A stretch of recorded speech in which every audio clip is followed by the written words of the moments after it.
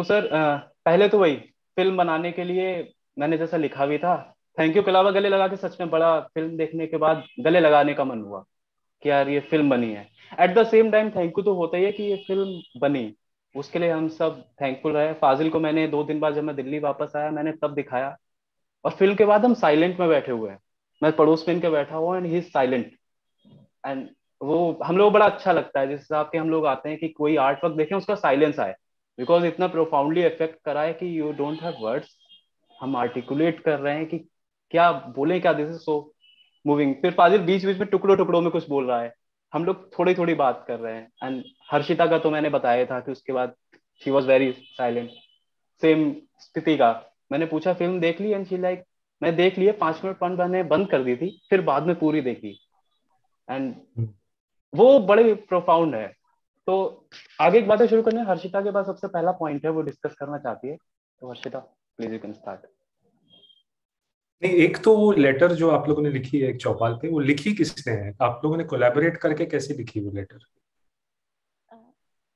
Actually what happened is कि अरुण ने मुझसे पहले देखी थी, एंड ही देखते ही he just sent me a message that was in the form of a letter. या तो मेन it's his, and then after that मैंने हमारा, क्योंकि इसने उसके बाद और कोशिश करी कि मैं इसे वैसे रिव्यू फॉर्मेट में लिखूं, मैंने बोला इससे लेटर जितना सुंदर कुछ भी नहीं है, तो वही रखते हैं। एंड देन आफ्टर दैट हमने उससे थोड़ा एडिट करा, तो I edit my few metaphors and points जो मुझे ऐड करने थे उसमें। तो that's how it became main. तो इसमें because after watching it I was like मैं नहीं लिख पाऊंगी इस मूवी के लिए, I did not have any words. Actually से लेटर का ये भी था, वो मूवी देखने के बाद मुझे कहीं आउटलेट करना था, मेरे पास कोई वो नहीं था। एंड क्योंकि मैं थोड़ा वो लिखता हूँ, लिखना सबसे बढ़िया है। एंड क्योंकि कुछ भी होता है मैं ऐसे बताता हूँ, तो मैं कॉल नहीं करना चाहता, मैं उसमें आवाज सुनने को नहीं था। मैं अंधेरे में वही मैंने जो सच में लिखा मम्मी के सामने हो गया था, फिर मैं अकेले में गया और मैं सिर्फ वो लिखना चाहता था कि यार ये फिल्म ये हुआ है, कि दिस इज गोइंग थ्रू। वो सोचा था बाद में रिव्यू लिखेंगे, लेटर इसे अभी लिख दूं क्योंकि एक्सप्रेस करना बहुत जरूरी था, वरना मैं रो पड़ता बहुत अलग तरीके से। तो फिर वो लेटर फॉर्म, फिर हम लोगों ने डिसाइड करा कि लेटर से सुंदर, इससे बेटर कुछ है नहीं, हम लोग इससे करेंगे फिर वो झूठ जैसा लगने लगेगा, और हम लोगों को लिखना अच्छा नहीं लगता है। तो फिर हर्षिता सेम पहला point. Same happened with me. मैंने भी बस वही, मेरे से जितने मैसेज मैंने भेजे थे बस उतने ही मैं लिख पाई थी। तो मुझे सर आप बहुत अच्छे हो, I I I am so excited to meet you. मुझे, मैंने आपकी दोनों फिल्में देखी, and the first thing was within me कि I am so fascinated by your craft, how you used, मतलब 2 short films and you have उतने से कम टाइम फ्रेम के विद इन, मतलब this medium of short film you have used it so well. I was like, I want to know more about it. Like, for example, cycle के लिए, it's such a, जो subject लिया है, it's so complex. इसके अंदर कितने, मतलब हम तो imagine भी नहीं कर सकते. I'm not that aware. We're not that aware. मतलब there are so many things to talk about. So how did you decide कि this ये short film ही बनानी थी और इसी तरह से बनानी थी, या इसका ड्यूरेशन इतना शॉर्ट था? क्या कभी आपको लगा कि नहीं, अगर मैं इसे मूवी बनाता तो it would have been different? मतलब what was your process about it, इस शॉर्ट फिल्म रिलेटेड? कोई सीधा सरल जवाब नहीं है इस सवाल का, but I think the what you are talking about कि मैंने एक 20 मिनट की फिल्म में इतना कुछ कैसे डाला, it's not an intellectual exercise I guess. क्योंकि ये जो मटेरियल है ये मैं 10-12 साल से इंटरनलाइज कर रहा हूँ, रिसर्च कर रहा हूँ, फर्स्ट हैंड देख रहा हूँ, सेकंड हैंड सुन रहा हूँ, मैं बहुत असिमिलेट करता रहा 10-12 साल। मैंने एक फिल्म बनाई 2012 में, ऊंगा, जो इसी सिचुएशन, इसी कॉन्फ्लिक्ट, इन्हीं आदिवासी डोंगरिया कौन जिनको मैंने साइकिल में दिखाया, उन्हीं के साथ चीजें हो रही थी। उनकी लाइफ से बहुत सारी चीजें लेकर मैंने वो फिल्म बनाई। मेरे लाइफ में ऐसा प्रोड्यूसर आया, वो मेरी पहली फिल्म थी, और वो प्रोड्यूसर इंडिपेंडेंट प्रोड्यूसर था। वो आया उस फिल्म पर क्योंकि वो भी एक फिल्म बनाना चाहता था, प्रोड्यूस करना चाहता था, उसने कभी प्रोड्यूस नहीं की थी। और कहीं ना कहीं फिल्म बनाने के दौरान उसका भरोसा मुझ पर से उठ गया, उसको लगा कि मैं नक्सली हूँ और मैं कहीं ना कहीं एजेंडा लेकर ये फिल्म बना रहा हूँ।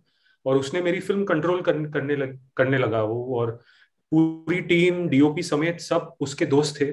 और शूट के दौरान मुझे निकाल दिया गया फिल्म से, मतलब साइड कर दिया गया, और एडिट पे भी मैं नहीं बैठ पाया, तो वो फिल्म मेरी फिल्म नहीं रही। हालांकि मेरा नाम है उस फिल्म पे आज तक। तो मैंने खुद को उस फिल्म से डिस्टेंस किया, और मैं सालों तक ये चीजें मेरे अंदर पनपती रही। तो उंगा का मैंने एक्चुअली नॉवेल लिखा 2-3 साल पहले, वही कहानी, वही मुद्दे, वही मटेरियल, पर क्योंकि वो फिल्म मेरे मुताबिक नहीं बनी, मैंने उस चीज को नॉवेल में कन्वर्ट किया। अब मजे की बात यह है कि जो चीज आदिवासियों के साथ होता है, उनका हक, उनका अस्तित्व उनसे जो छीना जाता है, वो मुझसे भी, मेरे साथ भी हुआ। क्योंकि वो, जब आप एक कहानी को फिल्म में कन्वर्ट करते हो बॉम्बे में, प्रोड्यूसर आपसे वो कहानी के सारे राइट्स ले लेता है, वो पहले कॉन्ट्रैक्ट में, लाइफ टाइम के लिए। तो मुझे जब नॉवेल लिखनी थी, मुझे नॉवेल लिखने का जब मौका मिला, तो प्रोड्यूसर से मुझे मेरी ही कहानी के राइट्स वापस लेने थे। तो उसने कहा मैं फ्री में तो नहीं दूंगा, तो उस किताब की सारी रॉयल्टीज मेरे प्रोड्यूसर को जा रही है। तो वो कॉन्ट्रैक्ट मेरे पब्लिशर और मेरे प्रोड्यूसर के बीच बना, तो मुझे मेरी कहानी के लिए मुझे वो परमिशन दिया गया कि मैं उसको नॉवेल में कन्वर्ट कर सकता हूँ।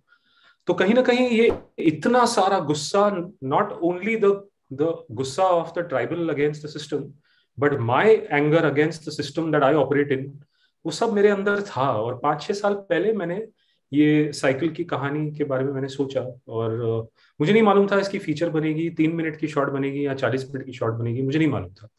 पर मैं 6 साल से इसको बनाने की कोशिश कर रहा हूँ। और मुझे लगा, ओवर टाइम मुझे लगा कि यार इसमें कोई पैसे नहीं डालेगा, और अगर किसने डाले पैसे, तो वो शायद उसको कंट्रोल करने की वैसे ही कोशिश करेगा जैसे मेरे उंगा के प्रोड्यूसर ने की। तो मैं एक जर्नी पे निकला 2014-15 में। आई don't know if you all know, मैंने 2015 में 5 शॉट्स बनाए बैक टू बैक। और एक शॉट बनाई मैंने तांडव मनोज वाजपेयी के साथ, जो काफी वायरल हुई। तो उसके बाद तांडव की वजह से मैं अज्जी बना पाया, अज्जी की वजह से मनोज और मैंने भोसले बनाई। और तब उन 6-8 साल के दौरान मैं हर रुपया जो बचा रहा था, मैं साइकिल के लिए बचा रहा था। और फाइनली लॉकडाउन के जस्ट पहले मैंने कुछ यंगस्टर्स को इकट्ठा किया, भोपाल गया, और ये सारे एक्टर्स जो साइकिल में है, except for the main girl Bhumisuta Das who is from NSD, वो सारे फर्स्ट टाइम एक्टर्स हैं, आधे तो नॉन एक्टर्स हैं। तो वो प्रोडक्शन भी कर रहे थे, हम एक साथ रह रहे थे, हम खाना भी पका रहे थे एक साथ, 2-3 गाड़ी और बाइक्स चला रहे थे। वो हमारा transport, production, spot, actors, everybody was doing everything. और मैंने अपने पैसों से ये फिल्म फाइनली बनाई, और मेरे मुताबिक बनाई। तो लोग जो बहुत इससे डिस्टर्ब हो जाते हैं और इसको रिजेक्ट करते हैं, इस फिल्म को लेकर जितनी भी रिजेक्शन आती है, मैं मायूस नहीं होता हूँ, क्योंकि मैंने वही बनाई जो मुझे बनानी थी, और कोई बीच में नहीं आया, क्योंकि ये मेरे ही पैसे थे, और मेरी जमा पूंजी, मेरा वक्त, मेरी एनर्जी। तो that is the journey of cycle, it's a 12 year journey. तो ये क्यों है, ऐसे क्यों है, क्यों नहीं है, मैं इसका जवाब नहीं दे सकता, क्योंकि ये मेरे अंदर से बहुत सारी चीजें फटी इस फिल्म के अंदर। इंटरेस्टिंग बात यह है कि मेरी सारी फिल्में काफी फेस्टिवल्स में ट्रैवल कर चुकी हैं। साइकिल पहली फिल्म थी जहां मुझे बहुत रिजेक्शन का सामना करना पड़ा। हम पिछले सितंबर से इसको फेस्टिवल्स में सबमिट कर रहे हैं, कान, रॉटरडैम, बर्लिन, वेनिस, जो बोलो मैंने हर जगह सबमिट किए। हमको 48 रिजेक्शंस मिली है। Dharamshala was the first selection in 13 months. तो मैं तो ऑलमोस्ट उम्मीद हार रहा था, मुझे लगा कि कोई फेस्टिवल इस फिल्म को दिखाने की हिम्मत ही नहीं रखता।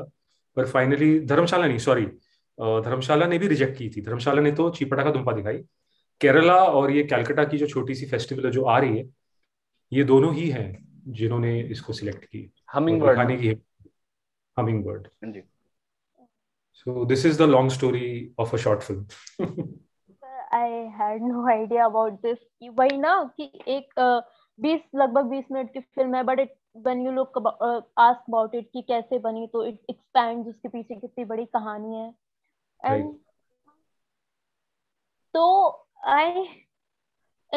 सर जैसे आपने जो शॉर्ट्स यूज करे, फॉर एग्जांपल तीनों सिर्फ नॉर्मल वीडियो फुटेजेस थी, and the first one was just recorded on phone, how, मतलब दैट इज लाइक, मुझे ऐसा लगा कि अगर it was shot like a normal movie वाले जो कन्वेंशनल शॉट्स होते, तो आई थिंक जो उसका शॉक जो हमें मिलता है, आई थिंक वो कहीं ना कहीं हम उसे बचा लेते, क्योंकि हमें लगता है कि हम मूवी देख रहे हैं, एक एस्केप हो जाता है कि नहीं यार ये तो मूवी है, वो वाली चीज हो जाती है। आई रियलाइज कि it affected me so much because of that. वो फर्स्ट 4 मिनट्स में it was like it is really happening, because एक तो वो फोन वाले एंगल में शॉट हो रहा है आजकल, वैसा ही हम देखते भी हैं कि जितनी भी हिंसा होती है सब वैसे ही शूट करते हैं उसे। इट्स सो अंदर तक जाके ही लगा। तो हाउ डिड यू, मतलब वही कि ऐसा ये वाले शॉट्स कैसे आए या कैसे आपने इमेजिन करा, ये तो प्रोसेस। सर इसके इसमें पीछे भी, फाजिल, हाँ sorry sir, sorry for interruption. जी एक्चुअली जी फाजिल को प्लीज। इसमें कुछ ऐड करना था, क्योंकि फिल्म देखने के बाद फाजिल ने सेम यही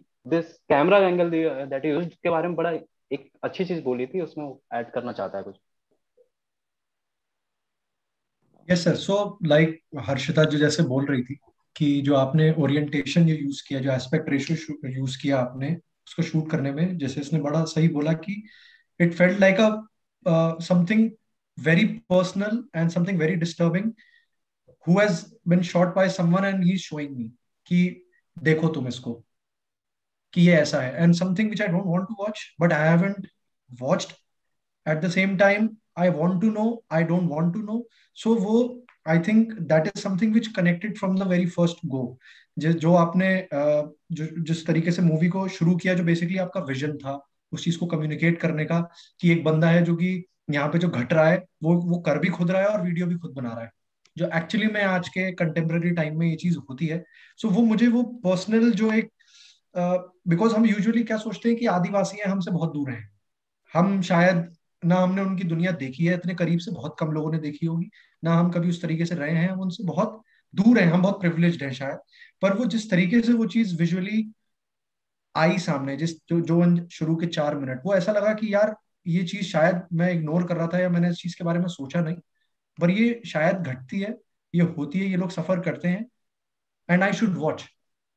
Though the experience is very uncomfortable for me, but I have to watch it because it is important. So sir, I really like it really connected to me, like Harshita said कि वो शुरू के 4 minute में शायद तभी इतने ज्यादा feel हुए, इतने ज्यादा कनेक्ट हुए। So what was the thought, like you thought that you want to do it deliberately like this, or like was it that it happened while you started shooting, or was it on the paper when you started out?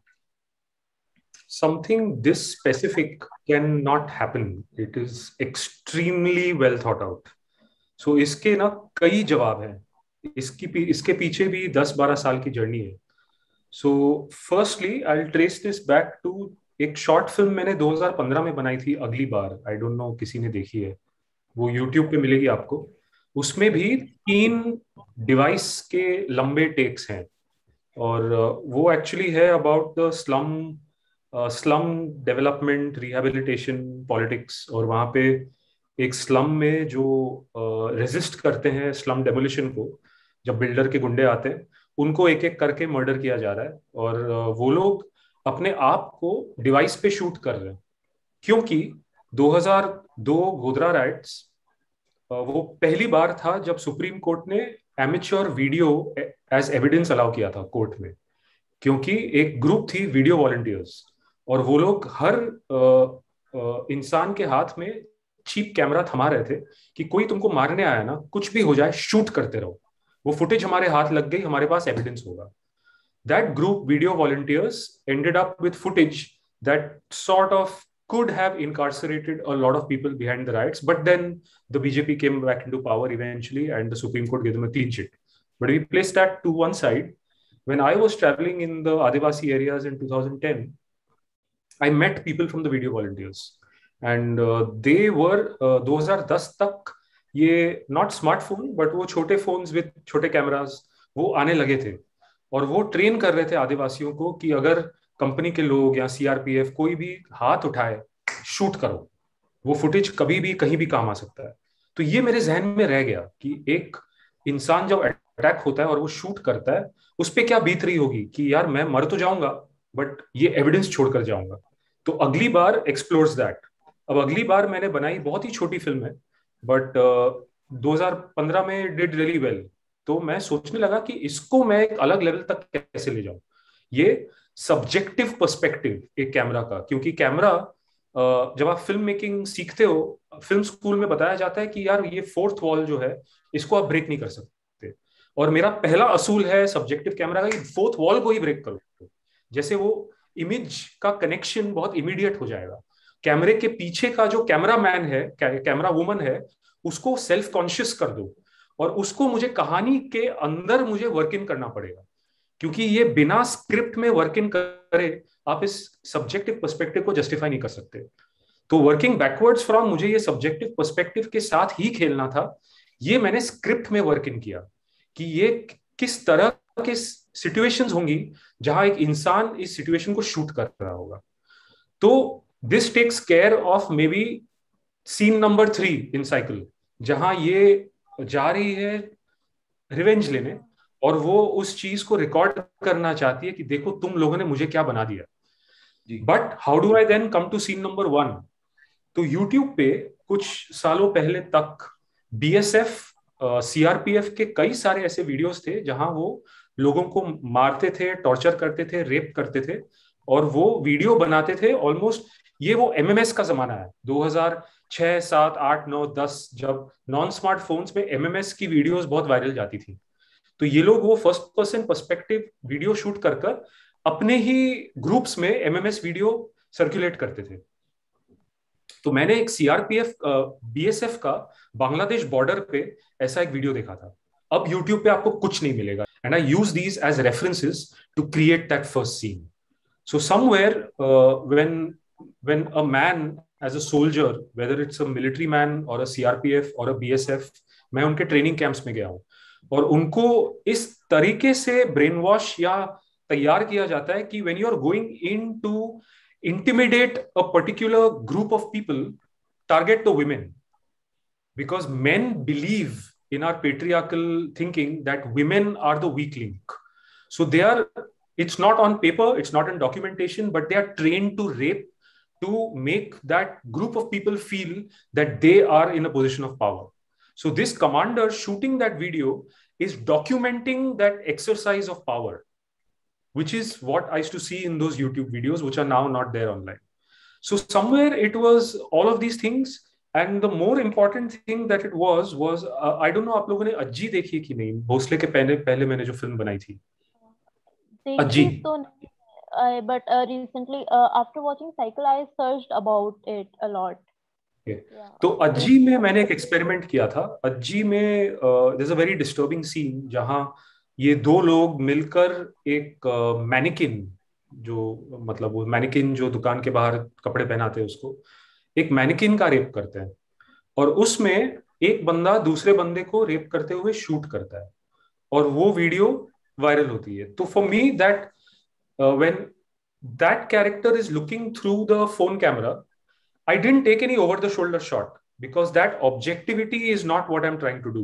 I used that footage because I wanted to make the viewer complicit in the rape, कि ये हो रहा है, आप भी खड़े होकर देख रहे हो, आप उसका हिस्सेदार हो, तो आप वो दोस्त हो जो ये डिवाइस के थ्रू इस फुटेज को देख रहा है होते हुए। So somewhere in Ajji that made that scene so immediate कि सेंसर बोर्ड ने मेरे 6 मिनट के सीन से 4.5 मिनट काट दिए थिएटर रिलीज के लिए। नेटफ्लिक्स पे वो फिल्म आज भी है, अनसेंसर्ड है, पर थिएटर के लिए 4.5 मिनट काट दिया। और मैं बहुत लड़ा उनसे, मेरे प्रोड्यूसर से भी मैं लड़ा, सारेगामा ने प्रोड्यूस की थी, और हर बार ईमेल्स बैक एंड फोर्थ जा रहे थे सेंसर बोर्ड के साथ, और हर बार मैं उस सीन को रेप सीन कहता था। I to call it a mannequin rape scene, वो मेरे ईमेल का हेडिंग होता था। और censor board used to use the word love making, कि मैनिकिन लव मेकिंग सीन, मैं रेप कहता था, वो लव मेकिंग कहते थे। तब मैंने ठान ली कि लोग रेप को रेप कहना ही नहीं चाहते, तो मैं डट गया कि मैं इस फिल्म में तो मैं सब्जेक्टिव पर्सपेक्टिव को नेक्स्ट लेवल तक ले जाऊंगा, जैसे वो देखने वाले को लगे कि वो ही रेप कर रहा है, क्योंकि हम रेप को नजरअंदाज कर रहे हैं। As a society we do not want to acknowledge it. तो ये बहुत सारी चीजें थी इन चॉइसेस के पीछे, और वो स्क्रिप्ट में मैंने इन सारी चीजों को लिख लिया। तो वो स्क्रिप्ट लिटरली एक एक पेज थी, description of how it's going to be shot. अब वो कैसे परफॉर्म होगी, वो इन एक्टर्स के साथ मैंने 10 दिन वर्कशॉप्स किए, रिहर्सल्स किए, और हमने इन सीन्स को बार बार प्ले आउट कर ऑलमोस्ट कोरियोग्राफ करके एक तरीके से तैयार किया जो मैं पेपर पे नहीं लिख पाया। अब मैं ये क्यों कह रहा हूं कि मैं नहीं लिख पाया? अब ये चौथी चीज है जो मेरे लिए एक, तो ये जो चीजें मैं कह रहा हूं ना, these are my preoccupations as a film maker, क्योंकि ये चीजें जब मैं फिल्म स्कूल के स्टूडेंट से बात करता हूँ ना, उनको लगता है कि नहीं आप ऐसे कर ही नहीं सकते, क्योंकि ये चीजें तो हमको नहीं सिखाई गई थी। फोर्थ वॉल को ब्रेक करना, एक सब्जेक्टिव पर्सपेक्टिव यूज करना, वो वर्टिकल एस्पेक्ट रेशियो में इतना कुछ दिखाना, these are very anti film school things. The fourth thing, if you notice the end credits of the film, the actors who have operated the camera have the cinematography credit. तो कहीं ना कहीं मैं इन फिल्मों में सिनेमाटोग्राफर को हटाने की कोशिश कर रहा हूं, क्योंकि जब मैं बड़ी फिल्म बनाता हूं जैसे अज्जी या भोसले, कोई सिनेमाटोग्राफर, मेरे सिनेमाटोग्राफर मुझसे शायद प्रेम करते हो, बट कोई मेरे साथ दोबारा काम नहीं करता। वो एक फिल्म के बाद इतने तंग आ जाते हैं मुझसे कि वो नहीं कर पाते दोबारा काम, क्योंकि मैं ना उनके पीछे चिपक जाता हूं। मैं उनका हाथ पकड़कर कैमरा को ऑपरेट करने लगता हूं, मैं उनका बेल्ट, उनकी पैंट पकड़कर उनको खींचता हूं, ढकेलता हूं, क्योंकि मैं समझ नहीं पाता हूं कि मेरे दिमाग में जो हो रहा है, जो मूवमेंट है, जो पेस है, मैं कैसे एक और इंसान को समझाऊं इतनी डिटेल में। तो कहीं ना कहीं एटलीस्ट मेरे शॉर्ट फिल्म्स में जब मेरी कहानी ये सब्जेक्टिव पर्सपेक्टिव के बारे में हो जाती है, मैं सिनेमाटोग्राफर को ही हटा देता हूं और मैं एक्टर्स को कैमरा थमाता हूं और उनको ट्रेन करता हूं कि आप मेरे थ्रू इस इमेज को देखें और तैयार करें। एक्टर की एनर्जी, जब एक्टर वो कैरेक्टर बन जाता है, उसकी एनर्जी कैमरा को ऑपरेट करती है।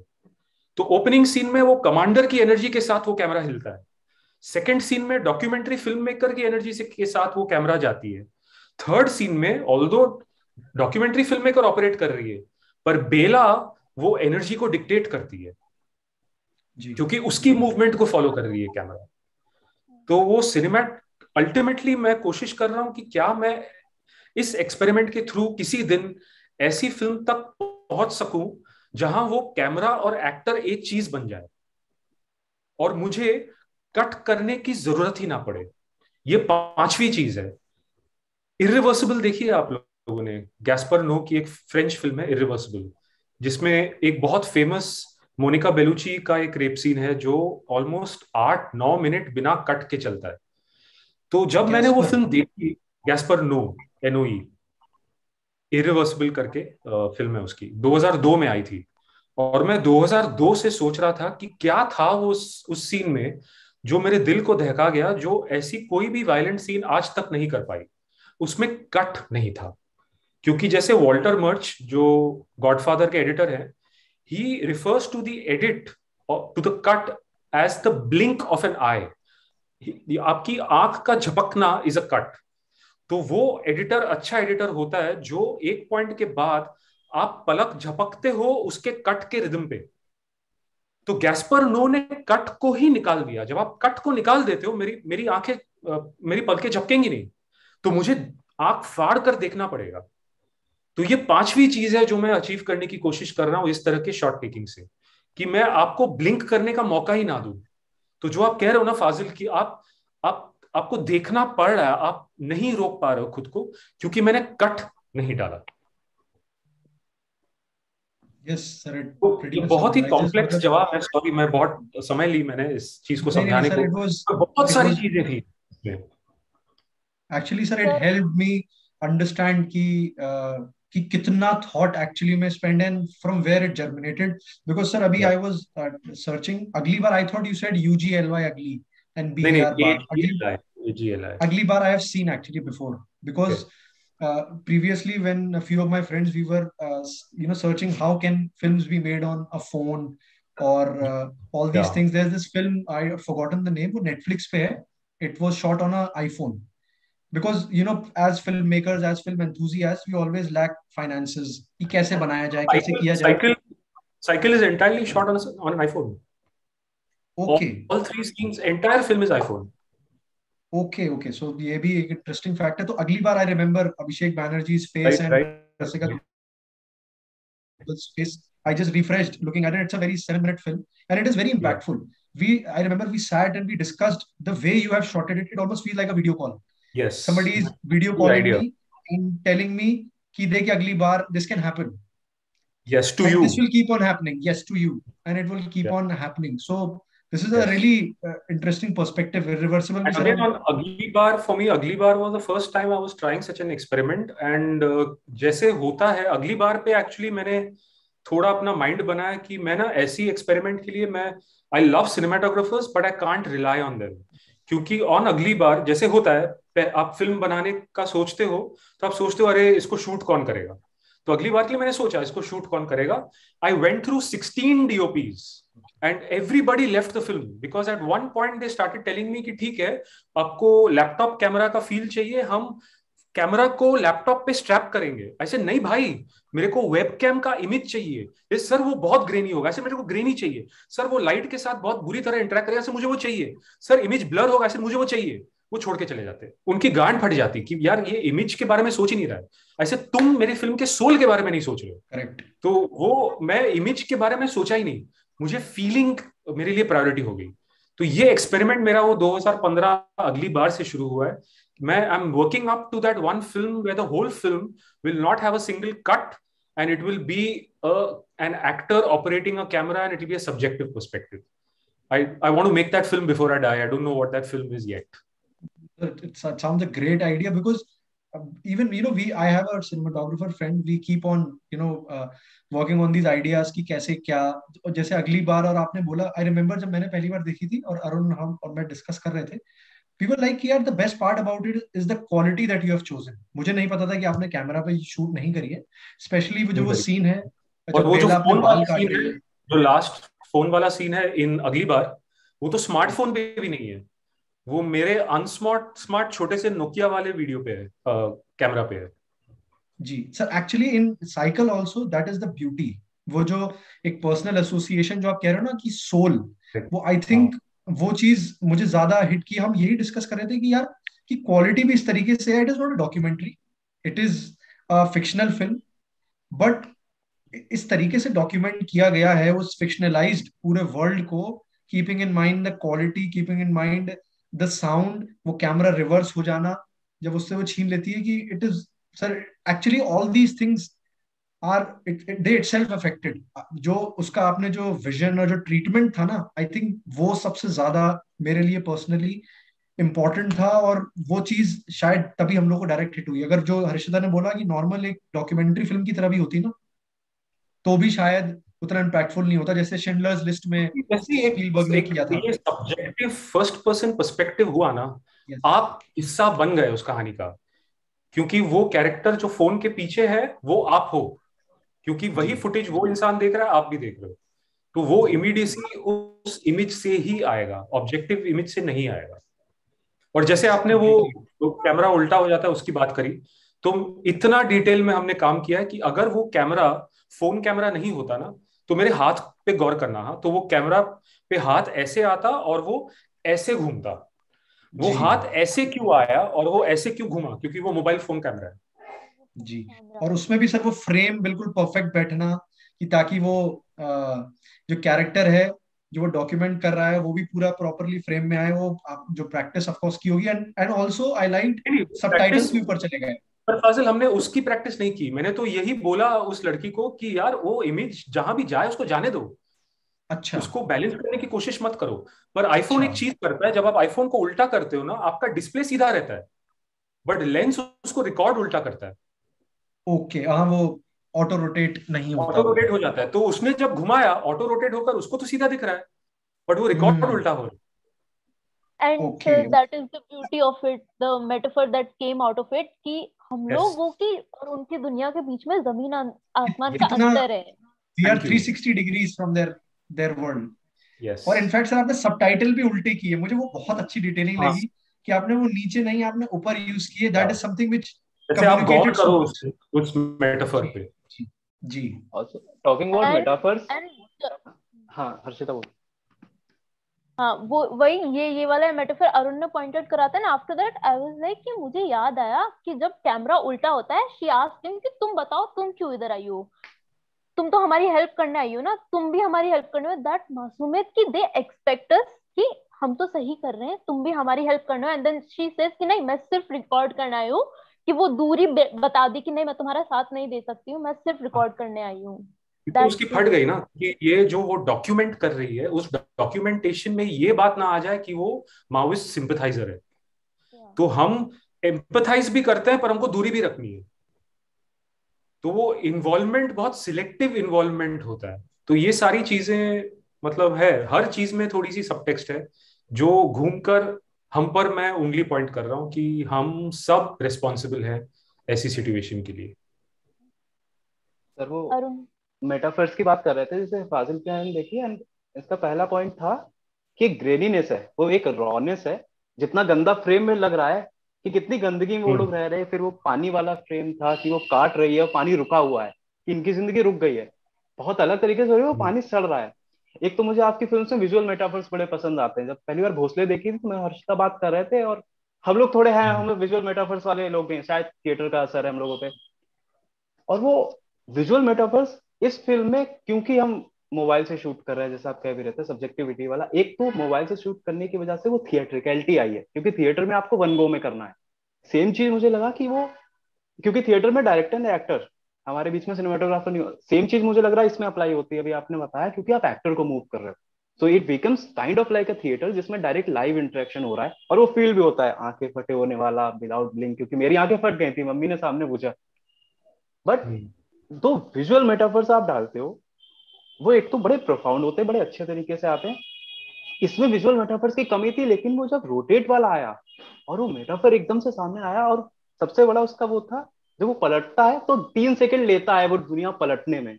उन 3 सेकंड में एकदम लगता अच्छा, एकदम से सांस पे वो सांस का जो मैनिपुलेशन होता है वो इतना।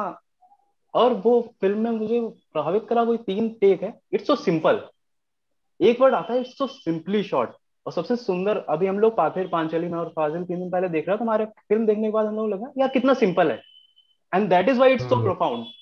सेम अभी हम लोग बात कर रहे थे और मैं बीच में भी सोच रहा था, it's so simple that's why it's so profound.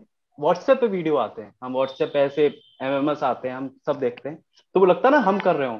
तो सेम आई थिंक वो सब्जेक्टिविटी जाती है। ये एक्टर से रिलेटेड वाला है, स्थिति के पास कैसे एक्टर को मूव करते हैं, उससे जो स्थिति को एक सवाल पूछना था एक्टर वाला, एंड हम सब पूछना चाहते हैं, स्थिति बेटर आर्टिकुलेट कर पाएगी। स्थिति। वैसे तो मोस्टली मेरे सारे सवाल जो थे वो आपने इनडायरेक्टली आंसर कर ही दिए थे, बट ये था कि what was the process with the actors, because as you said कि वो अनट्रेन्ड एक्टर्स हैं बहुत, मोस्टली सारे।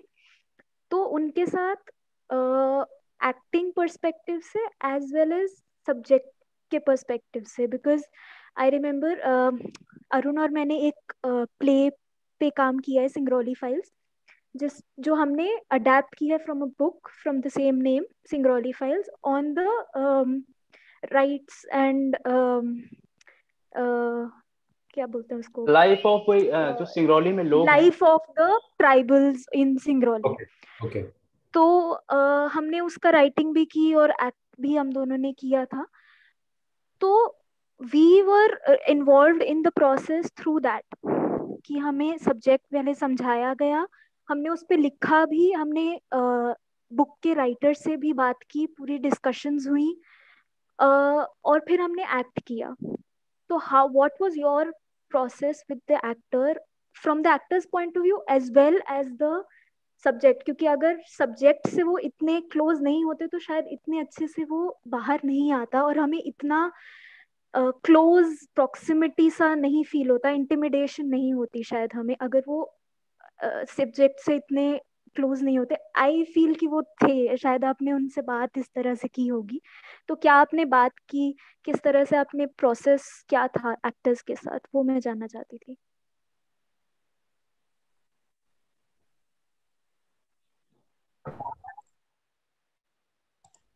प्रोसेस तो लंबा सा था।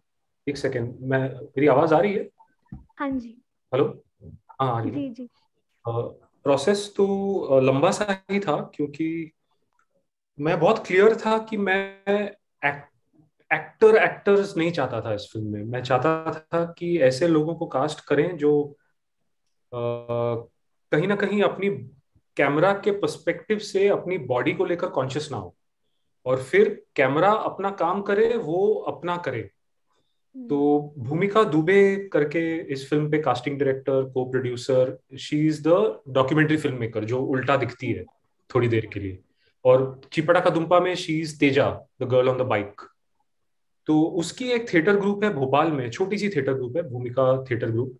और वो बहुत ही एमेच्योर टाइप का काम करते हैं, और बहुत धरती से जुड़े लोग हैं, बहुत यंग हैं, और उनमें कुछ आदिवासी भी है, शहर में रहने वाले आदिवासी। तो क्योंकि मेरे पास ज्यादा पैसे नहीं थे और मुझे एक ऑलमोस्ट लाइक अ थिएटर प्रोडक्शन को इस फिल्म को बनाना था, क्योंकि मैं फिल्म के तरह इसको अप्रोच करता तो जितने रिसोर्सेज थे मेरे पास वो नहीं बन पाती ये फिल्म।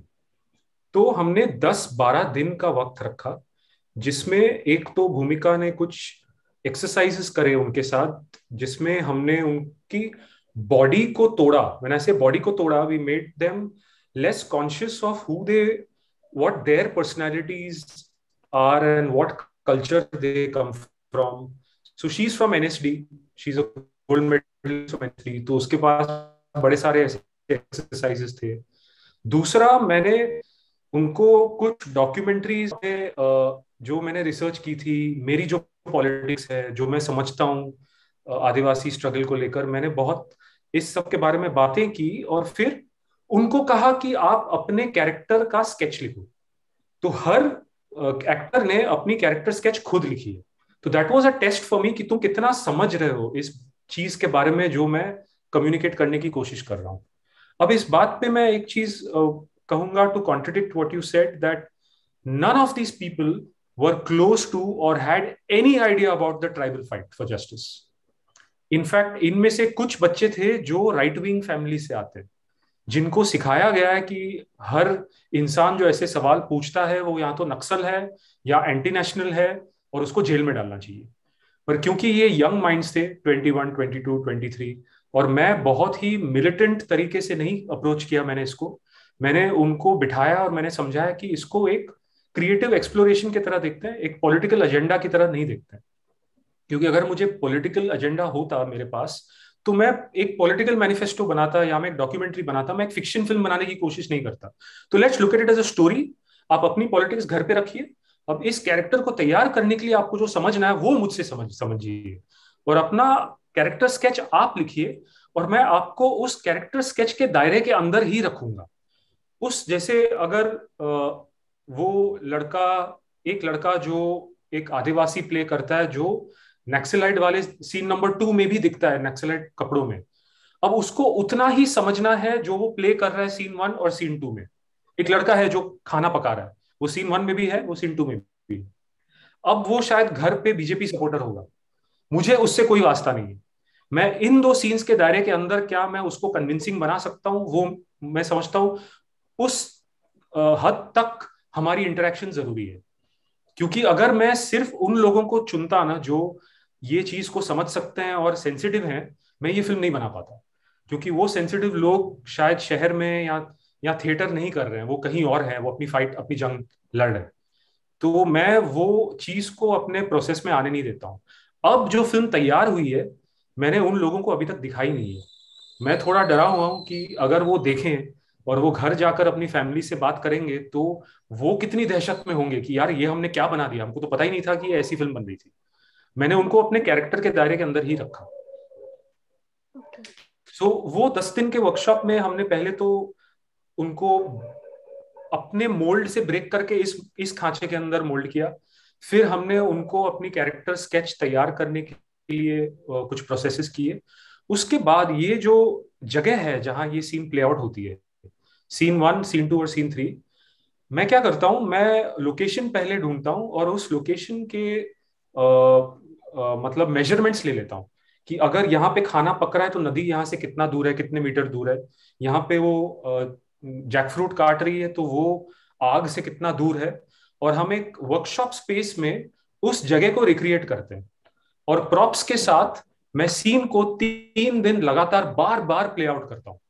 जैसे by the time we reach the shoot, हर इंसान के अंदर वो एक्टिविटी की मोनोटोनी इतने अंदर तक धस चुकी है कि वो जगह को लेकर इतने एक्साइटेड नहीं होते हैं। क्योंकि आप सोचिए हर्षिता, आप जहां बैठी हो, फाजिल आप जहां बैठे हो, अरुण आप जहां बैठे हो, और स्मृति आप जहां बैठे हो, आप अपनी जगह को लेकर एक्साइटेड हो क्या? क्योंकि we get very used to our spaces. But एक एक्टर जिसने रिहर्स नहीं किया है ना, वो स्पेस को लेकर उनके परफॉर्मेंस में ना थोड़ी उत्तेजना दिखती है और वहां से वो फॉल्सनेस आता है। तो मैं एक्टर को इतना स्पेस को लेकर इतनी बोरियत ले आता हूं ना कि वो फिर रियलिज्म उनकी बॉडी लैंग्वेज में दिखने लगती है। तो आई स्ट्राइव फॉर बोर्डम। जितना बोर हो जाएगा एक्टर अपने कैरेक्टर और स्पेस से, उतनी रियल लगेगी उसकी परफॉर्मेंस। तो वो 10 दिन हमने ये किया और फिल्म शूट हुई 4 दिन में। This is very helpful actually. This term boredom and repetition, we hear Meisner talk about it a lot. Ki bar keep doing it, keep doing it, keep doing it. And it is very helpful, sir. It is going to help us when we act. बस अब हो गया ऐसा, as actors ये सोचते हैं हम लोग, but because we can't think like a director. Yeah, you know that what you just said, Spiti, कि अरे हो गया अब और कितना पकाओगे, उसके बाद का परफॉर्मेंस मैजिक होगा। That's what I'm saying, that a director can only think of that, because हम लोग as actors सोचते हैं, बहुत selfish होते हैं actors, हम हमेशा बोलते हैं। तो एक डायरेक्टर के पर्सपेक्टिव से अब ये सोच के और शायद हम लोग भी थोड़ा ये भी आपने एक इनसाइट दे दिया है। तो बिल्कुल sir, it is a big insight from behind the camera. आज ही हमारी क्लास में एक क्वेश्चन पूछा गया था, हम रिहर्सल क्यों करते हैं, तो उस पर जवाब। ऊपर से मुझे इरफान की बात याद आ गई, उन्होंने एक इंटरव्यू में कह रहे हैं मैं 10 साल टीवी करना, I became board with acting. And वो पता नहीं कैसे रिलेट हो रही है वो, कि आगे चल के आपको 10 साल में आप बोर हो गए हो एक जैसे एक्टिंग करके, सो हाउ इट नरेट्स, वो तो अलग। सर वो कंटेंट पर बात करनी थी। एक तो जैसे सबसे पहले हिट वो दैट लैंग्वेज, एंड सबसे बड़ा हिट मुझे वो था जब वो गाना गाती है। वो गाना आपने कहाँ सुना, वो थोड़ा गाने के बारे में बता दीजिए। दैट एक तो वो विजुअल इतना हुआ है, फिर वो जूम होता है, बाल काट रही है, वो गाना पीछे बज रहा है, और उसका मीनिंग, मैंने पहली बार गाना देख लिया, मीनिंग मैंने दूसरी बार में देखा था, लेकिन वो मीनिंग ऐसे हिट करता है कि प्रेम गीत गाया जा रहा है, बुलाने गीत गाया जा रहा है, एंड द सेम टाइम तुम्हें पता है हिस्ट्री क्या है, लेकिन वो गाने उन दोनों के अंतर, वो जो पेड़ पर लड़की होती है फिर करिया गाती है, उन दोनों का अंतर क्या है, तुम गाने के बारे में थोड़ा प्लीज बता दो।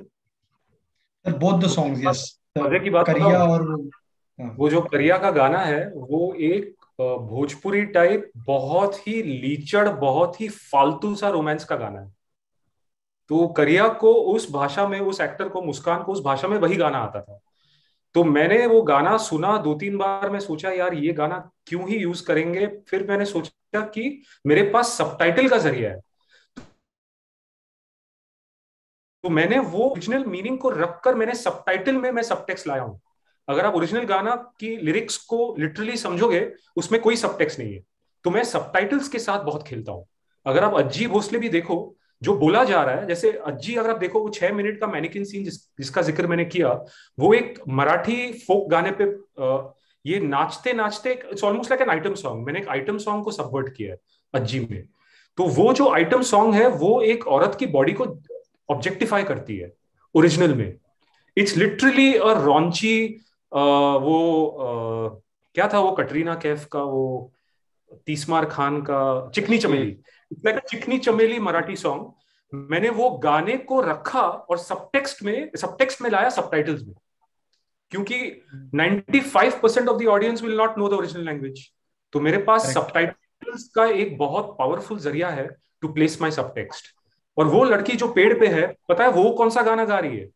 वो एक यीशु के लिए एक क्रिश्चियन मिशनरी गाना गा रही है कि मैं यीशु के प्यार में पागल हूं और यीशु मेरे पास आ जाए, मैं यीशु के पास जाऊं।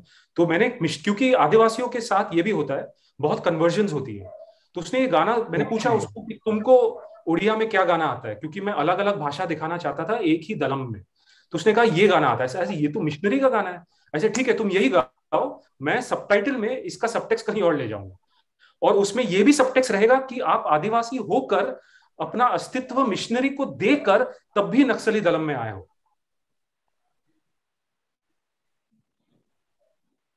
So my mind has been blown away. Subtitles are a very powerful tool that most filmmakers don't use. And actually, I use nobody uses. This is the first time I'm actually hearing that somebody is actually using that medium to layering the story. Taking care of that medium. Look at the time in history where we are. We are at a time in history where the content is being consumed online without any cultural filters. आप एक Korean web series भी देख रहे हो, आप एक Bengali short film भी देख रहे हो, आप एक अर्जेंटीनियन फिल्म भी देख रहे हो, उसी डिवाइस पे उसी तरीके से इंग्लिश सबटाइटल्स पढ़कर. So the only window into the culture is a subtitle. Why should I not use it to maximise my film? Sir so true, because once I was wondering, मैंने वो देखा था Dark, जो एक German web series है Netflix की, और मैंने ओरिजिनल लैंग्वेज में, I try and watch it. हम यूजुअली डिस्कस करते हैं ओरिजिनल लैंग्वेज में वो ऑथेंटिसिटी नहीं जाती. एंड आई वाज वंडरिंग कि यार मुझे जर्मन नहीं आती, ठीक है, कुछ कुछ चीजें, if he is calling somebody's name then हाँ ठीक है, ये नाम ही बुलाया. बट व्हाट इफ जिसने सबटाइटल बनाए हैं and after it basically film बोलते हैं ना, पोस्ट एडिट पे बनती है, एडिट टेबल पे बहुत कुछ चीजें बनती है. व्हाट इफ दे डिसाइड कि यार now for the audience which is not German, इसको सबटाइटल्स में थोड़ा चेंज कर देते हैं, और ताकि इसका मीनिंग और बिल्कुल वो होता है और होना चाहिए. मैं बॉम्बे में जब मैं आया, मैंने ब्लैक फ्राइडे पे काम करी, फिर मैंने बंटी और बबली पे मैं एसोसिएट डायरेक्टर था. उसके बाद एक बहुत बड़ा गैप है, कुछ ऑलमोस्ट 6-8 साल का, जब मेरे नाम का कुछ नहीं है बाहर दुनिया में. मेरी 18 फिल्में शेल्व हुई उन 8 सालों के दौरान. फिल्में बन के रुक जाती, बन के रुक जाती, बन के बंद हो जाती. तो मेरा रेंट मैंने सबटाइटल्स लिखकर पे किया है. तो मैं सबटाइटल्स में मैंने कुछ 65-70 फिल्मों की सबटाइटल्स की है. एक पॉइंट के बाद मैं लोगों को कहता कि मेरा नाम मत डालना है क्रेडिट्स में, क्योंकि लोग समझेंगे कि मैं सबटाइटल लिखने ही आया था मुंबई. तो मैं सबटाइटल्स में जो घुसा, मैं समझ गया कि यार यहाँ पे ना आप ना कि चेंज कर सकते हो, आप एक एक्स्ट्रा लेयर ऑफ मीनिंग ला सकते हो. बंटी और बबली और रावण करके एक फिल्म जो मणिरत्नम ने बनाई, उन 6 सालों में मैंने गुलजार के सारे लिरिक्स के सबटाइटल्स मैंने लिखे. तो आप उन फिल्मों में जाकर अगर आप गुलजार के गानों के सबटाइटल्स देखो, मैंने राइम मीटर वही रखकर राइमिंग लाइंस में मैंने कल्चरल कॉन्टेक्स्ट बदल कर मैंने पोएट्री लिखी है इंग्लिश में.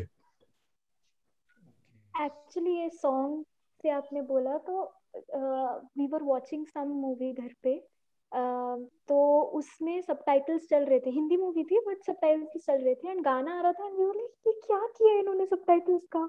So now that you say it, it just registers ऐसे ना कि play a very important role. कि अगर कोई इंग्लिश स्पीकिंग बंदा मूवी देख रहा होता तो क्या देखता वो, इतना लिरिक्स चाहे वो बहुत अच्छे हो, ये चीज को क्रैक करना ना बहुत मुश्किल है. जैसे ऊंगा मैंने जो नॉवेल लिखी, अब वो नॉवेल है एक आदिवासी प्रजाति की, डोंगरिया कोंद, जो ओडिया भी नहीं बोलती, वो कुवी बोलती है, कुवी भाषा में बात करते हैं. और मैं लिख रहा हूं एक अंग्रेजी नॉवेल, तो मैं वो कुवी भाषा की एक थोड़ी एक फ्लेवर और स्मेल रखकर उसको मैं इंग्लिश में कैसे तब्दील करूं उसकी, क्योंकि मेरे डिस्क्रिप्शंस भी इंग्लिश में है. तो डिस्क्रिप्शन और डायलॉग में क्या फर्क लाऊं मैं, तो ये मैं सबटाइटल कर करके मैं सीखा कि ये पॉसिबल है एक शहरी इंग्लिश स्पीकिंग ऑडियंस के लिए, कि आप थोड़ा एक फ्लेवर और स्मेल और टेक्सचर रखो, पर वो अंग्रेजी ऑडियंस के कल्चर के थ्रू उसको एक्सेस कर सको. आसान नहीं है, मैं बहुत करता हूँ हर फिल्म के साथ. I just connected this with Chi Pataka Dumpa because after watching it, I kept saying to Arun again and again, यार उन्होंने भाषा से सारा ह्यूमर बदल दिया, सिर्फ भाषा से. I just kept saying कि भाषा का रस कैसे लाए ये लोग, क्योंकि आजकल जब हम कंटेम्प्रेरी दिखाते तो इट्स वेरी सोशल मीडिया वाली language and it's like I don't no. मैं चाहती हूँ कि सिनेमा थोड़ी सी हमें अपने ही कल्चर से वापस मिलाए कि oh this is the ras of our language, ये है. And then that connected here, I was like oh that is why. क्योंकि मेरे लिए ह्यूमर ज्यादा, वो किस तरीके से तीनों दोस्त इंटरेक्ट कर रहे थे, तो वो कहते हैं कि तंग मत करो, पट ऐसे करके उसे डांटते. I was like this is so subtle and so good. भाषा का रस ऐसे ही आता है. Beautiful. Sir there was thing, जब मैं और उससे हर्षिता बात कर रहे थे, हम लोगों ने फिल्म देख ली, और जब मैंने दूसरी बार भी देखी मेरे पास वही साइलेंस में था. ये सवाल बड़े मन से पूछना चाहते थे, क्योंकि जिस हिसाब से आप काम करते हैं, हम जैसा सोचते हैं आप काम करते हैं, जब पूरी फिल्म बन गई एंड आपने पहली बार देखी, आपको कैसा लगा? मतलब व्हाट वाज योर थॉट? भाई ये तो मेरे साथ कभी नहीं हुआ है कि पूरी फिल्म बन गई फिर मैंने पहली बार देखी, क्योंकि मैं फिल्म को इतनी बार देखा एडिट करते वक्त कि मैं वो पहली बार देखता ही नहीं हूँ. जैसे एडिट लॉक हुई मेरी फिल्म, दोनों फिल्में मैं उसके बाद देख ही नहीं पाया, क्योंकि आंखें दुख जाती है इस फिल्म को देख, एक फिल्म को देख, और दोनों मैंने खुद ही एडिट की है। तो मैं उसके बाद, वो जो आप कहते हो ना कि वो तब होता है जब आप फिल्म एक बंद कमरे में एडिट करते हो और फिर प्रोजेक्ट होता है एक बड़े से थिएटर में, तो आप थिएटर में बैठकर उसका बड़े पर्दे पे मजे लेते हो। यहाँ मैंने एक स्क्रीन पे एडिट की, डिवाइस के स्क्रीन पे, अब मैं डिवाइस पे ही बैठ के क्या ही देखूंगा। तो जिस दिन ये थिएटर में प्रोजेक्ट होगी शायद मैं देखूंगा, तब मैं बता सकता हूँ मेरे अंदर क्या फीलिंग है। What is your vision for this film? Sorry? What is your vision for the film? Like, where do you want to take this? And No, I told you. I mean, I had a vision for it, and I've had 48 rejections in 13 months. So now I have no vision for it. I didn't expect anyone to select it. अब ये केरला में select हुई, गनीमत है. So now I almost gave up on this film. I start justifying something to myself, क्योंकि 18 फिल्में shelve हुई मेरी 8-10 साल में। फिर जो फिल्में बनती है वो लोग इतने पैमाने पे देख नहीं पाते हैं। तो कुछ साल पहले मैं खुद को ये दिलासा देने लगा कि ऋतिक घटक के जैसे शायद मेरे मरने के बाद मैं डिस्कवर होऊंगा। तो let me just keep creating films, at least if I die I know my ghost will not move on, I will hang around to see कि यार कोई मेरी फिल्म देख रहा है कि नहीं, अब मैं तो मर गया, पॉस्ट्यूमसली तो देख लो, तो तब मैं मजे लूंगा। तो अब मेरे पास कोई विजन नहीं है, अब कुछ हुआ तो हुआ, नहीं तो ठीक है। will you release it on YouTube? I can't, because it will get taken down in a day and I'll get arrested. So I wanted to ask you kept saying कि 48 rejections मिले. Do you think is it because of that subject of the movie, or is there anything? I don't know. There's lots of reasons. The showing the military in bad light could be a reason for Indian festivals to not select it. But then I thought maybe European festivals shouldn't care. But मुझे कुछ feedback मिला कुछ selection committee के लोगों से, Rotterdam और Glasgow और इन सब जगहों से। दो प्राइमरी चीजें, एक अगली बार के साथ भी मैं स्ट्रगल करा। एक मुंबई इंटरनेशनल फिल्म फेस्टिवल के इंटरनेशनल कंपटीशन में थी, और फेस्टिवल वो कंपटीशन की ज्यूरी का हेड था एक 70-75 year old Swedish film maker, उसका नाम भूल रहा हूँ, पर उसके अंडर जो बाकी दो ज्यूरी मेंबर थे वो बहुत यंग थे, 30s में थे। एक गीतांजलि राव थी जिन्होंने बॉम्बे रोज करके फिल्म बनाई, एनिमेशन फिल्म मेकर है वो। तो जो हेड था ज्यूरी का, उसने अगली बार को तो एकदम नजरअंदाज किया ये कहकर कि ये फिल्म नहीं है, ये वीडियो है, तो ये फिल्म कंपटीशन में क्या कर रही है। तो बाकी दो फिल्म मेकर लड़े और उन्होंने कहा कि यार वो फिल्म पे शूट करी फिल्म ही फिल्म नहीं कहलाई जाती। तो उन्होंने वीटो किया उसको and they staged a walkout, और अगली बार को उन्होंने बेस्ट फिल्म का अवार्ड दिलाया। तब मैं समझा कि मुझे जो इतने रिजेक्शंस मिले, शायद उसका एक कारण हो सकता है कि काफी ज्यूरी मेंबर्स इसको एज अ फिल्म देखते ही नहीं है। उनको लगता है ये तो वीडियो है, क्योंकि ये वीडियो फॉर्मेट है और फोन पे शूट किया है। So somewhere cycle is also facing that. A lot of the jury members in festivals like Oberhausen and the older festivals, though 50, 60, 70 साल से हैं, उनको अब भी 35mm 70mm स्क्रीन, उन सब चीजों से बहुत लगाव है। क्वालिटी पैरामीटर्स शूट करके क्या आ गया तू 2 दिन में इसको फिल्म कह रहा है तू, तो वो तो खुन्नस में इसको साइड कर देते। वो एक। दूसरी चीज, जो एक सिलेक्शन कमेटी मेंबर जो जिसको मैं बहुत मानता हूं, उसने कहा कि यार काफी लोगों को लग रहा है, और वो इसको बहुत क्लियरली इसको इजहार नहीं कर पाते, कि उनको लगता है कि इसमें ना एब्स्ट्रैक्शन नहीं है। तो इसको मैं समझाता हूं। तो मेरा पहला रिएक्शन भी था कि what the fuck, every film doesn't have to have abstraction. But कहीं ना कहीं व्हाइट स्किन ऑडियंस, क्योंकि ये सारे फेस्टिवल्स जहां हम खुद की वैलिडेशन चाहते हैं, ये सब व्हाइट स्किन कंट्रीज में है, हमारा भी चुतियापा है। तो उनकी नजर में एक ब्राउन स्किन या अंडर डेवलप्ड कंट्री से आती फिल्म में थोड़ी एब्स्ट्रैक्शन, थोड़ा ठहराव, थोड़ी मैजिक रियलिज्म, थोड़ा अनस्पोकन, जैसे ईरानियन फिल्मों में बहुत सारी चीजें अनस्पोकन होती है, वो ढूंढते हैं ये। और मेरी फिल्म में कुछ अनस्पोकन नहीं है, मेटाफर होगा बट हर चीज ऑन द नोज है। मैंने बहुत डायरेक्ट तरीके से कह दिया भाई ये है, अब तू झेल सकता है इसको तो झेल। तो वो ये चीज झेल नहीं पाए कि यार इसमें एब्स्ट्रैक्शन ही नहीं है, तो हम इसको सिनेमा कैसे कहें। तो वो इसमें वो जूझ रहे थे। ऐसा नहीं कि वो पूरी तरह रिजेक्ट कर गए, पर वो इसको एक्सेप्ट नहीं कर पाए।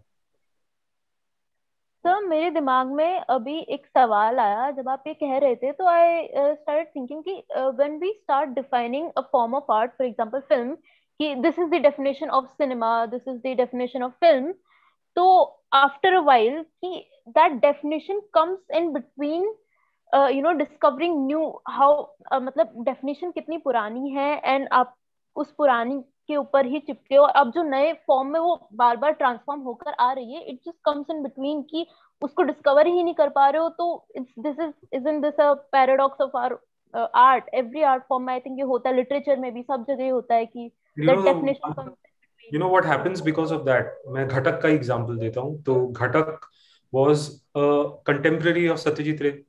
सत्यजीत रे ने 39 फिल्में बनाई, 39 के 39 रिलीज हुए। घटक ने 11 या 13 फिल्में बनाई, एक रिलीज हुई अजांत्रिक, बाकी रिलीज नहीं हुए, क्योंकि सब लोगों को लगता था ये सिनेमा थोड़ी है, आप किसी को भी पकड़ के एक्टिंग करा लेते हो, इतना मेलोड्रामेटिक हो जाते हो, this is not Indian cinema. उसके मरने के बाद सबको लगा he was ahead of his times. तो बहुत सारे लोग मुझे कहते हैं you know you are ahead of your time. I said यार ये गलती मत करना, मुझे अहेड ऑफ द टाइम मत बोलना। तुम देख नहीं पाते हो जो मैं कह रहा हूं, क्योंकि मैं कुछ अलग करने की कोशिश कर रहा हूं। तुम मानो कि तुम नहीं झेल पा रहे हो, ये मत कहो कि मैं अहेड ऑफ द टाइम्स हूं, क्योंकि फिर मेरे मरने के बाद ही तुम देखोगे और बोलोगे यार उसने तब किया था and he set a trend, but उसके जीते जी किसी ने उसको रिकॉग्नाइज नहीं किया। तो यही होगा, इसलिए मैं कह रहा हूँ कि मेरा मेरा भूत ही होगा जिसको सेटिस्फैक्शन मिलेगा कि लोग उसकी फिल्म देख रहे हैं, और वो अहेड ऑफ द टाइम्स बोलकर मेरे को साइड कर देंगे। तो मैं खुद को तैयार कर excuse. I also say that. I said, don't call me ahead of my times. I take it as an abuse. I don't want it. Yeah. I don't want to Because be you are ahead of talking about this time I am now, you are actually talking about trying this to time. keep up with the times. I am using the technology of the times. I am telling the story of the times. How the fuck am I ahead of the times? Sorry for my French. वो इरफान का मुझे याद आ गया, उनको national award मिला था, उसके बाद उनसे पूछा गया अभी मिल गया, अच्छा किया? तो बोले हाँ यार काम चलते, अभी काम कर रहा हूँ, रिकॉग्निशन मिल गया, अच्छा आगे थोड़ा अच्छा और कर लूंगा, वरना मरने के बाद दे दे तो मैं क्या करूंगा उसका। एंड सर एक वो अभी Harshita just You want me to say? ना ना हाँ तो पहले फिर मैं आर्टिकुलेट करता हूँ तक। Sir I want of course, film तो ऐसी है तो हमारा और उनका, ताकि ऐसी फिल्म बनानी पड़ रही है इसके लिए तो ये हमारी खुद की गलती है, दैट इज ये हम इसके पहले माफी मांगना चाहते हैं। आई डोंट नो किससे माफी मांगे, but I wanted to thank you for one thing. When that first scene जो वो 4 मिनट का सीक्वेंस है, वेरी शॉर्ट, मैं उसके बारे में बाद में मैंने दोबारा नहीं देखी फिल्म, मैं नहीं देख पाऊंगी, तो मैं सोच रही थी कि व्हाट डज इट, क्या है कि आग जल रही है, आदिवासी लोग है, वो आदमी कहता है कि ड्रम बजाओ, तो ड्रम भी होगा ऑल्दो उसकी आवाज नहीं आती है। तो आई वाज थिंकिंग कि जब हम बचपन में होते हैं तो मैंने तो मतलब आदिवासी हमारे लिए सिर्फ वही लोग होते हैं, जैसा हमने देखा है कि अच्छा ये लोग होते हैं जो हमसे अलग होते हैं, जंगलों में रहते हैं, and they dance around the fire and they have very different, they are just different from us, ठीक है, हम उन्हें कहते ही आदिवासी ऐसे हैं जैसे as if they are not human, we are human, ठीक है। तो I was like what if the camera was put at the end of that गांव या जंगल, तो अगर हम बाहर से, हम जो इलीट लोग हैं, हम जो हमारे पास प्रिविलेज है, हम क्या देखते हैं कि आग जल रही है, आदिवासी लोग हैं, थोड़ी बहुत आवाज आ रही है, they must be celebrating, and but you put that camera there and then you realize कि तुम लोगों ने इनकी खुशियों के बीच में जो भी इनका कल्चर है whatever, तुम उसके बीच हिंसा कर रहे हो। एंड वो हिंसा, जो वो आदमी कहता है कि ड्रम बजाओ, किसी को सुनाई नहीं देना चाहिए, किसको नहीं सुनाई देना चाहिए, हम ये ड्रम की आवाज क्या है, ऑल दैट मिस इन्फॉर्मेशन जो स्टेट आपके अंदर लाता है एंड एवरीथिंग, इट्स सो, मतलब बड़े होने के बाद भी हमें सिर्फ मिस इन्फॉर्मेशन ही उनसे पता है, we don't know the ground reality कि हम ही तो हिंसा कर रहे हैं वहां जाके। तो I wanted to thank you कि you put that camera there, and that also matter for कि आग क्या है, फॉर इट्स हमारी सिविलाइजेशन के लिए हमेशा से कि एक कंफर्ट रही है, हमारा घर रही है, एंड देन बिटवीन दैट तुम किसी के घर में हिंसा कर रहे हो, तो I was very shook by that and I thank you for that. Sir उसी से रिलेटेड एक वो अभी सवाल भी है एंड उससे वो थैंक यू भी कहना उसी चीज के लिए, एंड वो एक बात भी कहनी, जैसे वो कह रहे हैं आर्मी को किसने दिखाया है, मैं और फाजिल बात कर रहे थे, और एक्चुअली में मैं जब एक रिव्यू फॉर्मेट में लिख रहा था तो मैंने उसी पॉइंट से शुरू करा था। इस बेसिकली फिल्म इस साइकिल के बीच में डाल रही है जो आर्मी कर रही है वो भी उनके ऊपर किसी का प्रेशर है, क्योंकि एक्चुअली में जो वो बंदा जो करता है अट्रॉसिटी, पता नहीं क्यों मैं पहले उसको रेप कहने वाला था, पर हर्षिता ने कहा उसमें मत लिखना, क्योंकि लोग जब पढ़ेंगे उनका डिफेंस मैकेनिज्म एक्टिव हो जाएगा। वो आप भी पीछे कह रहे थे, रेप वो मैं फाइनली बात आपसे करना चाहता हूँ ऑडियंस फिल्टर के बारे में। पर उससे पहले राइट। वो वर्ड वो करता है, वो पहले मना कर देता है कि यार नहीं हो रहा है, he is also in a cycle, and उसका वो जो सीनियर है वो कह रहा है होगा कैसे नहीं, लेकिन वो भी इतना हम्म। एजिटेटेड है, वो भी आई थिंक, फिर हम फाजिल बात करें, वो भी किसी साइकिल का हिस्सा है, वो भी किसी वजह से कर रहा होगा, एंड उस हम्म। साइकिल का कॉज इफेक्ट वो होता है, फिर वो भी उसे साइकिल में पड़ जाती है, एंड देन उसका भी। तो it's a cycle all around, जो लेयर्स, हर कोई एक साइकिल में फंसा हुआ है। क्या आपने नाम पहले सोचा था, या जब आप ये सब लेयर्स मीनिंग डाल रहे थे, स्टोरी लिख रहे थे, तब उसके बाद वो साइकिल का नाम आया? एंड क्यों लोग ये नहीं देख पा रहे कि एक्चुअली में आप वो नहीं दिखा रहे हो, किसी को बुरा नहीं दिखा रहे हो एक्चुअली, लाइक द फिल्म की या which is objectivity, it's actually subjective, it's actually very objective, कि हम किसी को वो नहीं दिखा रहे कि बुरा हो रहा है, हम दिखा रहे हैं कि एक बंदा किसी के प्रेशर में कर रहा है, वो भी किसी के प्रेशर में, एंड वी कांट फाइंड कि पहिया चला कौन रहा है, साइकिल चला कौन रहा है। एंड उसी में साइकिल है, दूसरा मीनिंग फाजिल ने निकाला था, and I like that meaning very much. तो फाजिल खुद कह देगा वो साइकिल का दूसरा मीनिंग जो निकाला था। सिर्फ साइकिल कहते हैं ना कि जिंदगी की गाड़ी चलती रहनी चाहिए, जिंदगी का पहिया आगे मूव करता रहना चाहिए। So I felt after watching it कि शायद दिस इज दीज पीपल जिनकी जिंदगी में इतना भयानक उनकी उनकी आइडेंटिटी छीन ली गई, उन औरतों की, उनकी सबसे कीमती, बिकॉज आई फील कि ये जो आदिवासी लोग होते हैं, they are very proud of their feminine side, their masculine side की। नॉर्मल क्या कहते हैं, नॉर्मल फीमेल जो सिटी फीमेल होगी वो एक कान में बाली पहनेंगी, दे वेयर 6, वो एक चूड़ी पहनेंगे, they wear 10। So they are so proud of their gender, वो जेंडर को लेके इतना अपने आप को वैसे वो सिंबलाइज करते हैं कि we are this, we are that, और उनसे वही चीज सीन ली। But at the same time उनके साथ सब कुछ हो गया, they did not choose suicide, death, they they kept on moving. भले ही वो बागी बन गए, नक्सलाइट्स बन गए, उन्होंने जो तरीका उनको सही लगा करने का उन्होंने वो चुना, बट उनकी भी जिंदगी की साइकिल शायद रुकी नहीं, दे केप्ट ऑन मूविंग, वो आगे बढ़ते रहे, उन्होंने नए तरीके निकाले। और so for me it was also a sign of hope. I do not wish upon anyone कि ऐसा कभी हो, but at the same time it gave me कि यार these people they are so small, they are so powerful, these army people, और जिस भी pressure में उन्होंने वो सब चीज करी है, बट इसके बाद भी दे हैव फाउंड वेज लड़ने के, वो उनका पहिया शायद चल रहा है अभी भी। So we want that to fight no for basically your survival. Thought on the behind title. Cycle and हाँ। Right. No, it was when I thought of the film many years back of अगली बार के बाद, जब मैंने सोचा कि मैं ऐसा कुछ एक्सपेरिमेंट करना चाहूंगा इस मटेरियल के साथ, टाइटल तो नहीं थी बट आइडिया यही था कि मैं सिर्फ एक स्टोरी नहीं कहना चाहता था, क्योंकि एक एक इंसान की स्टोरी अगर मैं कहूँ, अगर मैं सब्जेक्टिव पर्सपेक्टिव कैमरा वो सब के साथ अगर मैं एक इंसान की स्टोरी को ट्रेस करूँ ना कहीं एक अर्बन ऑडियंस चाहे ना चाहे खुद को उससे परे प्लेस करेगी। तो the metaphysical or internal my first internalization of what I wanted to do with this film was I want to make everybody watching it complicit in the cycle of events. So how do I achieve that without it being very obvious and superficial? So the title, then I placed that title cycle almost like a कि मुझे यहाँ तक पहुँचना है. So that cycle, the word became my end goal.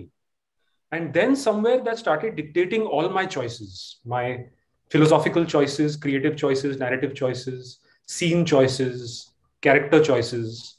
So it was really not just exploring the cycle of violence and इसके ऊपर भी कोई है, उसके ऊपर भी कोई है, कहीं ना कहीं जाकर कितना ऊपर ट्रेस करोगे आप, ये कहीं ना कहीं तो फेसलेस हो जाएगा ना, कहीं ना कहीं एक ऐसी पावर हो जाएगी जो हम ही सब मिलके हमने बनाई है 100,000 5,000 साल में, तो आप ट्रेस बैक ही नहीं कर पाओगे। और कहीं ना कहीं वो साइकिल जब फेसलेस हो जाएगा, ट्रेस बैक करके वो वापस इम्प्लोड होकर आप पर आएगा, क्योंकि आप उस फेसलेसनेस का हिस्सा हो। So in the end in the end, when she tries to shoot herself and she says, "Tak tora ki bana liya mai," and before she can pull the trigger, we try to go and stop her, and it cuts to black, and we don't know if we could stop her. That is why you have used that in the wallpaper. वो cycle का पूरा CYCLE CYCL और फिर end में आके वो C हो जाता है. How every block मैंने and नहीं we किया are. वो. I think वो Arun और Arun, that is Arun, that is Arun. मैंने नहीं Oh किया. sorry. वो एक्चुअली हम लोग पोस्टर बना रहे थे. मुझे बहुत कमाल लगा, बल्कि वो बहुत Yeah, कमाल. that Okay. सर वो पोस्टर देखोगे आप, मेन पोस्टर साइकिल का देखोगे तो उसमें सब पीछे एक के पीछे एक लोग खड़े हुए हैं. एक्चुअली दैट वाज सिर्फ पीछे नहीं, वो ओवरलैप हो रहे हैं. हाँ, ओवरलैप एक दूसरे के अंदर घुल मिल गए हैं. और वो every second face is a CRPF face. हाँ, all part of the same cycle. Sir एक वो एक्चुअली 1 घंटा हो भी गया है. वी होप ठीक है. We are not tiring you. क्योंकि हम नहीं, बहुत इंटेंस हो गया. मैं रात को सो पाऊंगा कि नहीं मुझे नहीं मालूम. हम भी ये सोच रहे हैं. क्योंकि सर वो आप जो कह रहे थे, जैसे मैंने नील का वो जो मैसेज भेजे थे आपको, हर्षिता, मैं उसे नील बुलाता हूँ, सॉरी. हर्षिता के मैंने मैसेज भेजे थे. आपने वो कहा था कि आप ऑडियंस फिल्टर नहीं कर पा रहे हो, एंड देन यू सेड कि मैं सोच रहा हूँ एक वार्निंग रखूं. तो उसमें हम सबका टेक वही था. मैंने इन लोगों को बताया कि कह रहे हैं, मेरा वही टेक था जो मैंने उस टाइम कहा भी था, कि वही जो हर्षिता ने मुझसे कहा भी था कि रेप वर्ड या फिर इससे तुरंत ही हमारा डिफेंस मैकेनिज्म, क्योंकि हम इतना आस पड़ोस सुन रहे हैं, देख रहे हैं, हमें हर फील्ड में मिल जाता है, हमारा डिफेंस मैकेनिज्म एक्टिव हो जाएगा. पर वो पॉइंट बहुत अच्छा है कि ऑडियंस फिल्टर वाला, कि तो बेसिकली आपने कहा था, मैंने उनके लिए बनाई भी नहीं है. उस पॉइंट पे थोड़ा सा बता दीजिए, व्हाट यू वांटेड टू से विद दैट फ्रेज. सो दो चीजें before I answer this question. तो मैंने साइकिल और चीपटा का दुम्पा के पहले एक छोटी सी 6 मिनट की शॉर्ट फिल्म बनाई थी, हैप्पी, जिसके बारे में ज्यादातर लोग नहीं जानते हैं. वो मूवी सेंट्स करके एक साइट पे है, एक छोटी सी ओटीटी है मूवी सेंट्स, जो इंडिपेंडेंट फिल्में डालती है. And it's there is no movie saints. So there's no paywall, you can watch it for free. So that is also around the same kind of space and material and gender politics as Ajji. और बहुत disturbing film है वो भी. एक violent brutal act के बारे में है वो film. It's called Happy because it's the irony of it's anything but happy. और वो क्योंकि उस पे तो साइकिल से ज्यादा रिजेक्शंस आए, पर मैं समझ सकता हूँ उस पे क्यों आए. तो मैंने फाइनली वो अपने YouTube चैनल पे डाला, और वो मेरी दूसरी शॉर्ट फिल्म थी. पहली शॉर्ट फिल्म थी रहीम मुर्गे पे मत रो, जो मैंने 12 साल पहले बनाई थी. तो ये हैप्पी मैंने YouTube चैनल पे डाली क्योंकि वो कोई नहीं ले रहा था. फेस्टिवल्स भी उसको रिजेक्ट कर रहे थे 1.5-2 साल तक. तो 24 घंटे में 50 कंप्लेंट्स आई, बहुत सारे कमेंट्स आए जिसमें मुझे कहा गया कि तुम ऐसी फिल्म से आप एट्रोसिटी और वायलेंस को कंडोन कर रहे हो, आप सपोर्ट कर रहे हो, आप प्रोपगेट कर रहे हो, तो हम यूट्यूब को ही नहीं कंप्लेन करेंगे, आपके नाम का एफआईआर आएगा. तो किसी ने लीगल नोटिस भेजने का मेरे को थ्रेट किया. तो यूट्यूब ने इस चीज का कॉग्निजेंस लिया और 24 घंटे में मेरी फिल्म को उतार दी उन्होंने. तो मैंने एक बहुत लंबा अपील लिखा यूट्यूब को कि भाई, मैं जो वायलेंस दर्शा रहा हूं इसीलिए दर्शा रहा हूं जैसे ये सोसाइटी में ना हो. I'm stating the obvious, but because YouTube needed me to explain, I explained. So they sent me a second mail saying that we reject your appeal and we give you 1 strike. So a YouTube channel, if you get 3 strikes, your YouTube channel gets shut down forever and you can never start another YouTube channel. So I got 1 strike for my appeal. So I had to take down the film. And after that, there are people who came to my Facebook wall timeline and they said that we are going to take legal action on you, तुम पे FIR दर्ज करेंगे. Finally वो हुआ नहीं. तो जब ये फिल्म मूवी सेंट्स पे फाइनली हमने डालने का सोचा, तो मूवी सेंट्स 2 लोग चलाते हैं और वो मेरी सिनेमा को बहुत सपोर्ट करते हैं. तो उन्होंने लीगल एडवाइस लेकर हमने एक ट्रिगर वार्निंग तैयार किया, और वो trigger warning American legal system में ऐसी फिल्मों पे हमेशा डाला जाता है. There is a trigger warning for if you think that this kind of material, and you explain the material, if it has violence against women or violence against a minor, you have to explain it in the trigger warning. If you think that this is not your cup of tea, don't watch this film. And there is a second trigger warning for age, that it's not fit for people below a certain age if your film is not certified by a censor board. तो हमने happy पे बहुत legal advice लेने के बाद वो trigger warning डालकर हमने मूवी सेंट्स पे डाला, और किसी ने लीगल एक्शन ली नहीं. तो मैंने जब साइकिल पहले 6-8 फेस्टिवल्स में भेजा, मैंने रॉटरडैम, क्लेरमॉन्ट फेरांड, बड़े बड़े फेस्टिवल्स, मेरी पहली राउंड में मैंने एक्चुअली ट्रिगर वार्निंग डाला था, क्योंकि मैं लीगल नोटिस नहीं चाहता था, वो भी एक व्हाइट स्किन कंट्री से जहां मैं जाकर केस फाइट ही नहीं कर सकता. और मुझे रॉटरडैम के सिलेक्शन कमेटी से फीडबैक मिला, जो आप लोगों ने कहा कि यार ये ट्रिगर वार्निंग हमको बता देती है कि फिल्म में क्या है. So the film is too direct for us. We were not surprised by the film because you prepared us for the film. I said, मैं डालूं तो तकलीफ, मैं ना डालूं तो तकलीफ. तो मैंने फिर वो ट्रिगर वार्निंग हटा दी. पर मेरे अंदर ये थोड़ी असमंजस आज तक है कि मैं ऑडियंस को फिल्टर कैसे करूं. फिर वो लोग जो जेन्युइनली इसको देखने की जिनको जरूरत नहीं है, मैं उनको कैसे बचाऊं इस फिल्म से बिना ट्रिगर वार्निंग के. पर मैं ना डालूं तो कुछ लोग हैं जिनको आपत्ति है ऐसी फिल्म से, तो वो मुझ पे लीगल नोटिस फाड़ेंगे. तो it's a very tricky space. और मैं, जैसे आपने कहा यूट्यूब पे क्यों नहीं डाल, क्या यूट्यूब पे आएगी, तब मेरे अंदर ये एनर्जी नहीं थी ये समझाने को कि यार मैं क्यों ये यूट्यूब पे कभी नहीं डाल सकता, क्योंकि यूट्यूब पे तो कोई भी फिल्टर्स नहीं है ऑडियंस को लेकर. तो वो 24 घंटे क्या 2 घंटे में लोग उतार देंगे. और इस फिल्म के लिए तो FIR आएंगी, वो भी बीजेपी को 7 साल हो गए. अब बीजेपी कई टट्टू है बहुत शहरों में, जो मुझे नागपुर में कोई केस ठोक देगा, कोई अहमदाबाद में केस ठोक देगा, अब तो गुवाहाटी में केस ठोक देगा. तो मैं कहां जाके लड़ूंगा. So there are a lot of things. So I don't know where I stand on the trigger warning. I think it needs a trigger warning, but at the same time, I have been rejected by festivals because of the trigger warning. So I don't know, man. It's a film that maybe is ahead of its times. I don't know. Sir, I wanted to say, I don't, मतलब मैं आपके perspective से, because you're the director of the movie and आपको तो legal action वो सब देखना पड़ेगा. मैंने अरुण से एक बात कही थी कि if मतलब ये आर्ट इज सपोज टू कुछ तो हमारे भीतर तोड़े ना. इफ आप इसी समय के लोगों भी समटाइम्स वी आर सो इतना ज्यादा प्रोटेक्टेड कि हर चीज के लिए एक डिफेंस मैकेनिज्म है.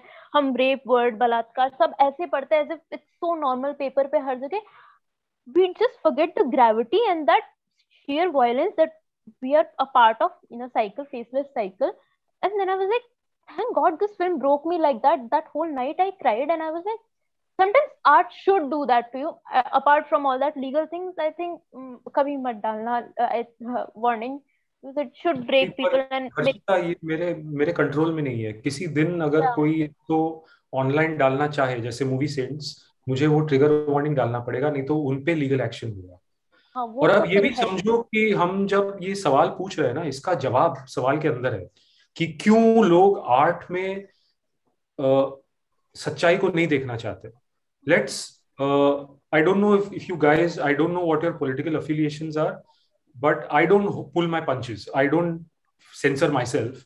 सो if you don't mind, if you want to edit this out later, you can. But given that the BJP runs this country right now, it serves a regime like the BJP to make people think that art should not be too brutal, because they want to do these things in the real world. So the minute art tells you that this is happening in the real world, it doesn't serve the BJP. So the answer of that question is within the question. It's not like लोग देखना नहीं चाहते, शायद लोग देखेंगे, but जो लोग rules बनाते हैं वो नहीं चाहते कि लोग देखें. So they then go around trying to condition people to think that way. जब बांग्लादेश वॉर के वक्त वो फासिस्ट regime बांग्लादेश में, when they were trying to muzzle civil society voices, the first thing they did was they chopped the hands of artists, writers and journalists. Public बीच बाजार में हाथ chop करेगा, because they are afraid that artists put this in their art, journalists put this in their reportage, they can't continue doing what they want to do.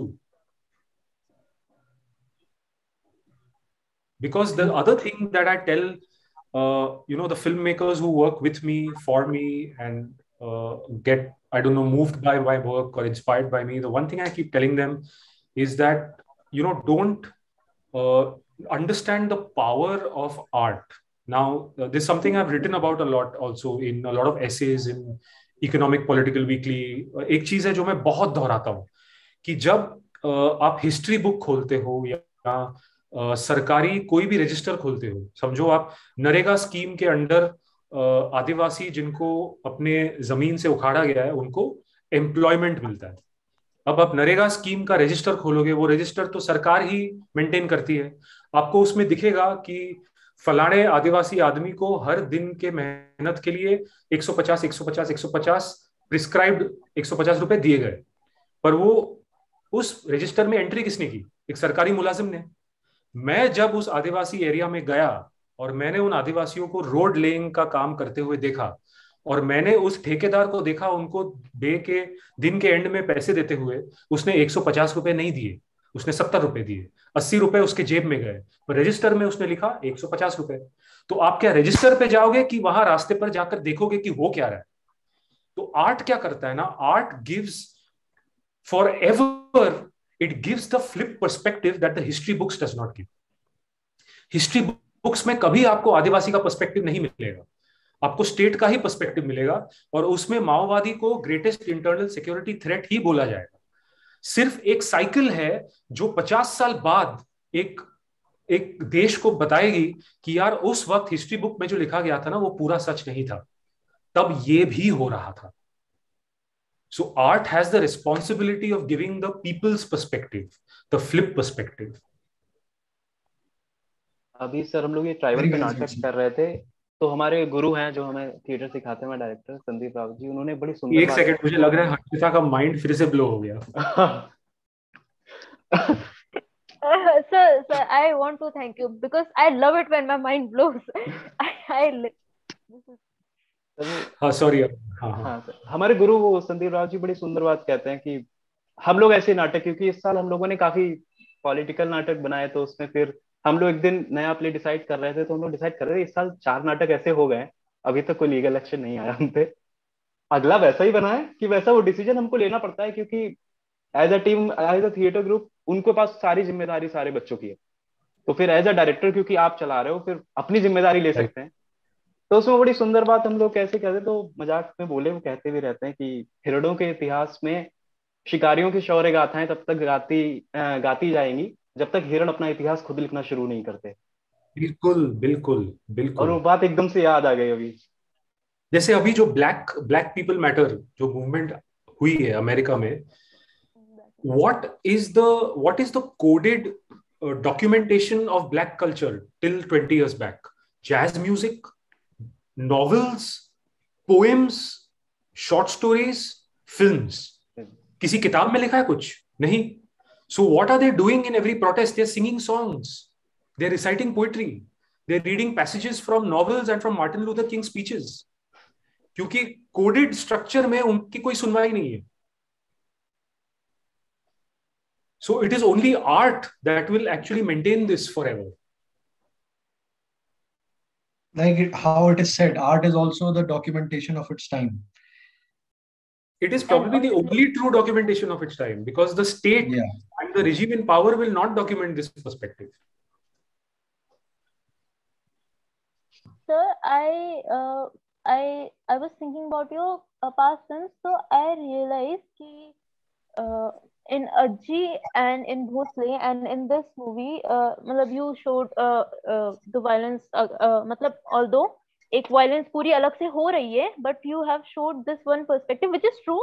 कि in the end, मतलब जब किसी को भी hurt करना होता है, first of all सबसे पहले वो देखते कि औरत कहाँ है, and even in that औरत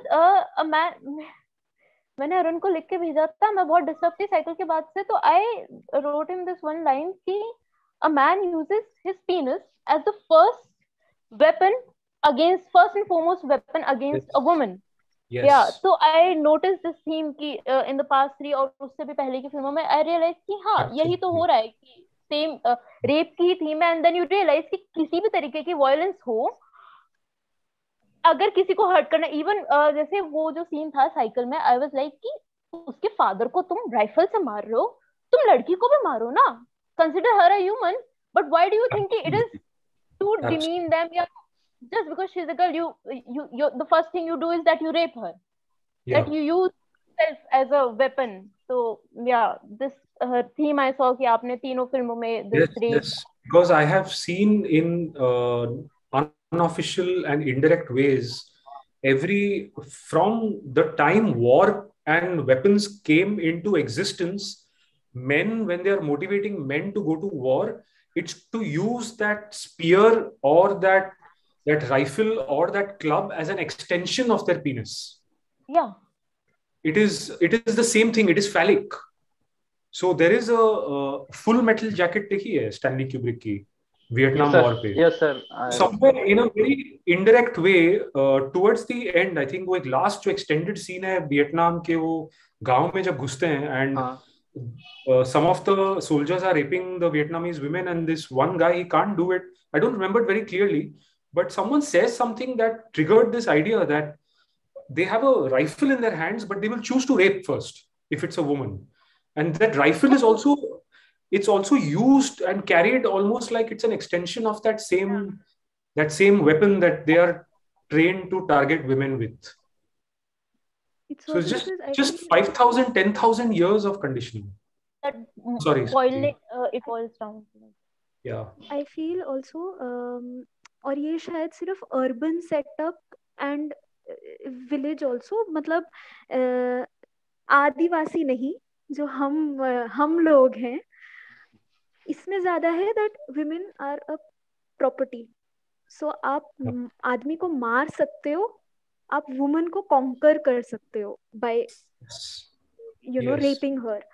Yes. And it's also that is in this part of the society.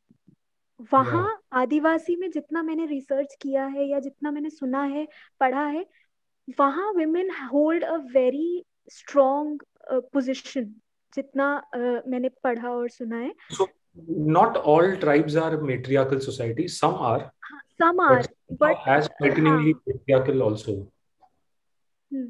हाँ, maybe, but वही I've जितना पढ़ा या वो था, तो वो बहुत ironical लगा था मुझे that patriarchy हम जो बोलते हैं we are civilized and we are more educated and हम उल्टा कर रहे हैं and हाँ, तो वही it's and also sir, indirectly when we use the extension of our masculinity by inserting a penis in a vagina, like she used a very proper word, conquer.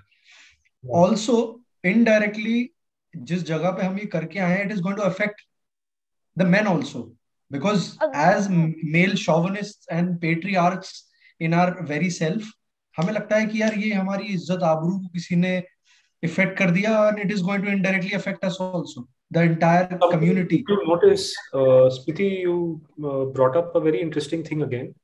So in the opening scene, when Bela is taken away and they are threatening to, rape her, what is the man who is about to get married to her? What is he saying?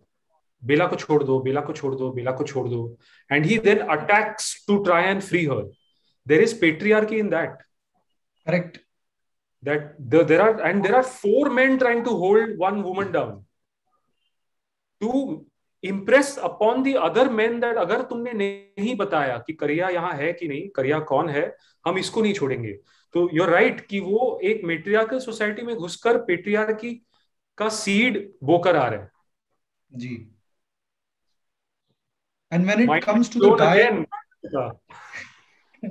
and at the same time sir, जिस बंदे को वो उनका officer बोल रहा है कि go and इसका जा और उसका रेप कर, जब उसकी टी शर्ट उतरती है वहां पे, I remember his expression and his eyes and expression are still in front of me, कि उसको ऐसा लगता है एक मिनट को कि what has happened to me. मतलब he is asking me to take off my shirt, ठीक है, और मैं ऐसे naked हूँ, what will the other people think? It felt like that he is feeling that I am so vulnerable and weak, and look what you are going there and doing.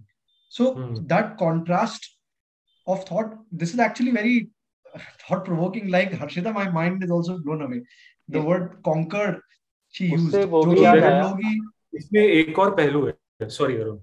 तो the cycle of violence, connecting it to this discussion of gender and conquering, so if you, it's a very subtle thing, वो actually camera के movement में ना थोड़ा छिप गया. But I did one exercise with all the actors, all the male actors. So,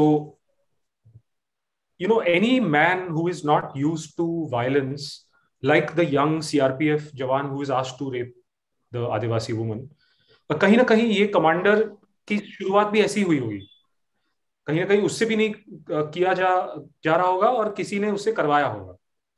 It's an initiation into that cycle of violence. So this is a small exercise I do in all my films, and I did it on Chipra Ka Dumpa also, where I switch after giving everyone characters and making them, you know, internalize the characters. I switch characters and I say, okay, you play this person, you play this person, and I made, say for example, a Bela rape the CRPF guy. और अब किसी से वो rape तो होता नहीं है naturally, तो वो फीलिंग लाने के लिए मैंने अपना पैर उसके पीठ पे रखा और उसको नीचे दबाया. तो जैसे ही तो कमांडर ये करता है सीन में, जब उसे नहीं हो रहा होता है ना, वो अपना बूट उसके बैक पे रखता है और उसको दबाता है. जैसे ही मैंने दबाया, उस इंसान का पहला रिस्पॉन्स है कि फक, मेरे को क्या कर रहा है तू, मेरे पे गुस्सा. पर तुम मुझ पे गुस्सा निकाल नहीं सकते क्योंकि मैं तुम्हारा सीनियर हूं, तो तुम्हारा गुस्सा निकलेगा नीचे की तरफ. That is the domino effect of violence. And when I did that exercise, every actor knew exactly what thing to tap into to bring that emotion. अभी वहां पे आगे इम्पैक्ट वही वो पैशाकी वाला, जब कर रहा होता है वो शाबाशी देखा है, हाँ बहुत बढ़िया, हाँ बहुत बढ़िया, लाइक हम लोग कुछ अचीव करते हैं, भाई बहुत बढ़िया करके आया, तो दैट स्पीच वोकल मोटिवेशन की अच्छी कह रहा वो. और वो कह रहा है बहुत बढ़िया, पर उसका जूता है उसके कंधे पे. And one thing I also like कि धीरे-धीरे करके सबके माइंड ब्लो हो रहे हैं. thank you for this. खत्म कर लो. तो चीपा का दुम्पा में क्या हुआ ना, तो ये मैंने भोसले में भी किया. हाँ, भोसले अगर आपने सबने देखी है, तो in the workshop, for Vilas to understand what Sita is going through and for Sita to know what Vilas can do, I switched it. So there was one exercise where Sita rapes Vilas. It was also important for me, for the actor playing Vilas, to know how careful to be with the co-actor in that scene. तो उसके लिए मैं ये switch हमेशा करता हूँ. अभी चीपटा का दुम्पा में जिस लड़की ने तमन्ना का रोल प्ले किया, अन्नपूर्णा, हम 2 महीने रिहर्सल करते रहे, वो स्टोरी को प्ले आउट करते रहे और स्क्रिप्ट वैसे तैयार हुआ चीपड़ा का दुम्पा. That was the first time I tried that process. I didn't have a bound script. And Ipshita who plays Santo was playing Tamanna, Annapurna was playing Santo for 2 months. 6 days before we left for shoot, I switched the parts and everybody went, oh fuck, mind blown, Annapurna तो तमन्ना निकली. And I switched those parts 6 days before shoot. So for 2 months, Annapurna was playing Santo and Ipshita was playing Tamanna. तो तमन्ना का character actually बनाया इप्शिता ने और play किया अन्नपूर्णा ने, और इप्शिता संतो बन गई. तो वो पहली बार हुआ कि हमने जो स्विच किया, लगा कि फक, ये तो पैदा हुए हैं ये रोल प्ले करने को, हम 2 महीने से क्या मरवा रहे थे अपनी. तो बहुत मैजिक होता है. ये बहुत सिंपल सी एक्सरसाइज है, पर आप हर फिल्म, हर प्ले में इसको आजमा कर देखिए. जस्ट स्विच द पार्ट्स और कुछ मैजिक निकल आता है. अगर you go back to playing the original parts, but वो सामने वाले एक्टर ने आपका पार्ट प्ले कर आपको एक चीज दे दी जो आप कभी नहीं सोच पाओगे. Sir, we actually do in our process when we make our play. I can see the expression on everybody's face कि जो हमारे जो गुरु हैं संदीप सर, उनका प्रोसेस है. Like when we decide a play, हम एक स्क्रिप्ट मतलब यूजुअली वी अडैप्ट प्लेज, तो उसमें क्या होता है कि we divide a page for example in 7 parts and everybody is asked to play everything in the initial process for howsoever time it takes, a month or 1.5 months. And actually we can correlate with this exercise or thought ki when we see something happening where we want to execute in a certain way और हमें मिल भी जाए वो, उसके बाद उससे बहुत कुछ सीखने को मिलता है to get the nuance. और कई बार you are right, एक आउट ऑफ बॉडी एक्सपीरियंस, क्योंकि ये कैरेक्टर जो आपने इंटरनलाइज किया, सामने वाला कोई प्ले करता है, even out of body experience almost, like oh ये भी हो सकता है, Yes. oh ये भी हो सकता है. perspective You are watching a 3-dimensional, Yes. a creation of your mind. क्योंकि text Yes. तो same है, character sketch भी same है. You get Yes. new ideas also, but at the same time, because we can't see ourselves performing unless we record it. But ये real बात life आप में बड़ा शिल्पा का एक कॉन्वर्सेशन करने वाले हो ना तीनों एक्टर्स के साथ. हाँ Yeah. ये स्वैप के बारे में पूछना, मतलब सबका माइंड ब्लो हो गया उस दिन जब हम स्वैप एब्सोल्युटली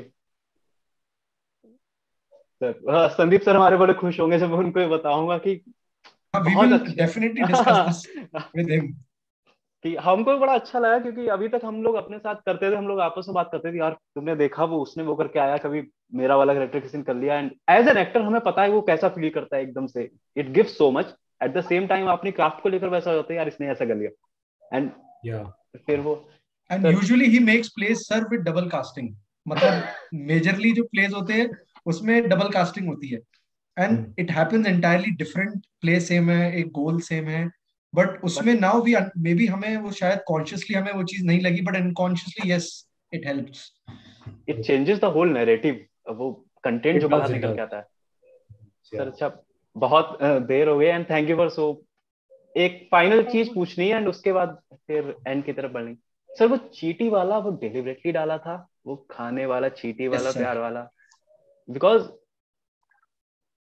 चीटी पत्तों से आया वो चीटी का पूरा रेफरेंस, क्योंकि वो है उसमें प्रॉपर टाइम दिया गया है उस चीज को. तो what was the thought behind it? मुझे बड़ा अट्रैक्ट करा है वो, वैसे बैठे याद आ जाता है मुझे. आप बताइए, मतलब आपको सर मैंने क्या तो फील हुआ? मैंने कुछ तो वही लोग लेटर में लिखा ही था कि हाँ. बेसिकली वो वही ना, प्यार से छुओ. It's about food cycle. मैंने सबसे पहला लिखा था फूड साइकिल की. अब एक फूड साइकिल भी है एंड फूड साइकिल जो छोटा है तो फूड साइकिल की हम नजर से देखते हैं, मैं सब सही लगता है, हम पावरफुल हैं, हमको भूख लगी हमने खा लिया जाके. Right. पर हम दूसरे पर्सपेक्टिव से देखते हैं कि यार वो छोटा है, कमजोर है, तुमने मार दिया. तो देन इट सीम्स रॉन्ग. कैसे मोरल पर्सपेक्टिव एकदम से ऊपर होता. अब रिसोर्सेस वाले में एकदम से, क्योंकि उनके रिसोर्सेस है, हमें जरूरत है, हम गए हमने रिसोर्सेस जंगल काट दिए, जो हमने सिंगरौली में करा. क्योंकि अभी हम लोग सिंगरौली, हमको जंगल की जरूरत थी, हमने उनको बाहर निकाला एंड हमने जंगल काट दिया, हमको बिजली चाहिए थी, हम लेने लगे. It's a cycle, power cycle.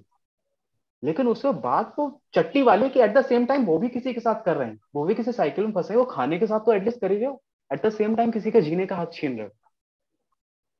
तो इतनी सारी एकदम से लेयर्स मिली. फाजिल कुछ कहना चाहता है? At the same time we discussed actually ये चीटी वाली चीज, जिस तरीके से वो खेलता है. ऑल्सो आई फेल्ट कि चीटी is also symbol of strength. जितनी छोटी चीटी होती है उससे वो 10 गुना का भार it can carry from one place to other. एक छोटी सी चीटी अगर हाथी के काट ले, he can like kill that हाथी. हमारे काट ले हम पूरा झुंझल जाते हैं एकदम कि अरे चीटी ने काट लिया, इतनी छोटी सी चीटी. Also I felt like these people, ये जो लोग हैं डोंगरिया के, वहां पे ये भी तो एक छोटी चीटी ही है एक बड़े कैनवस पे, बड़े मैप पे, बट उनको किसी ने शायद छेड़ा या छेड़ने की कोशिश करी. And look what they are capable of, which of course is retaliating and wrong in the bigger picture. But I felt that कि वो आपने डेलिबरेटली यूज किया is also my question. It's all of these things, because the idea of the cheaty came with so much metaphor and layers, but at a very superficial level चीटी की चटनी बनाते हैं ये लोग और खाते हैं. मैं खा चुका हूँ. तो पर मैं I mean, I am also always in a dilemma because I've been championing and trying to tell the Adivasi story for many years. कहीं ना कहीं जब शहर में बैठकर आप एक आदिवासी के तरफ से या एक प्रिविलेज स्पेस में बैठकर एक दलित के तरफ से एक प्रिविलेज्ड सेक्शन के इंसान होकर उनकी तरफ से अगर वॉइस बनने की कोशिश करते हो ना, रोमांटिसाइज करने की रिस्क बहुत होती है. क्योंकि हमने वो जिंदगी, I speak for my self, मैंने वो जिंदगी तो जी नहीं. मेरी डीएनए में वो कल्चर, वो सिविलाइजेशन, वो यू नो दैट ऑपरेशन मेरे डीएनए में नहीं है. तो I to check my sense of romanticising that, because a lot of these stories might seem realistic to us, but if I show cycle to an Adivasi, it might look like you have romanticized my story. It doesn't really play out with these beats. So to check myself, I keep reminding myself in one smaller corner of my mind that हम जो एक आदिवासी को land से displace कर रहे हैं और वो कह रहा है कि यार मैं तो 2000 साल से यहाँ पे हूँ, तुम मुझे डिस्प्लेस नहीं कर सकते, ये लैंड मेरी है.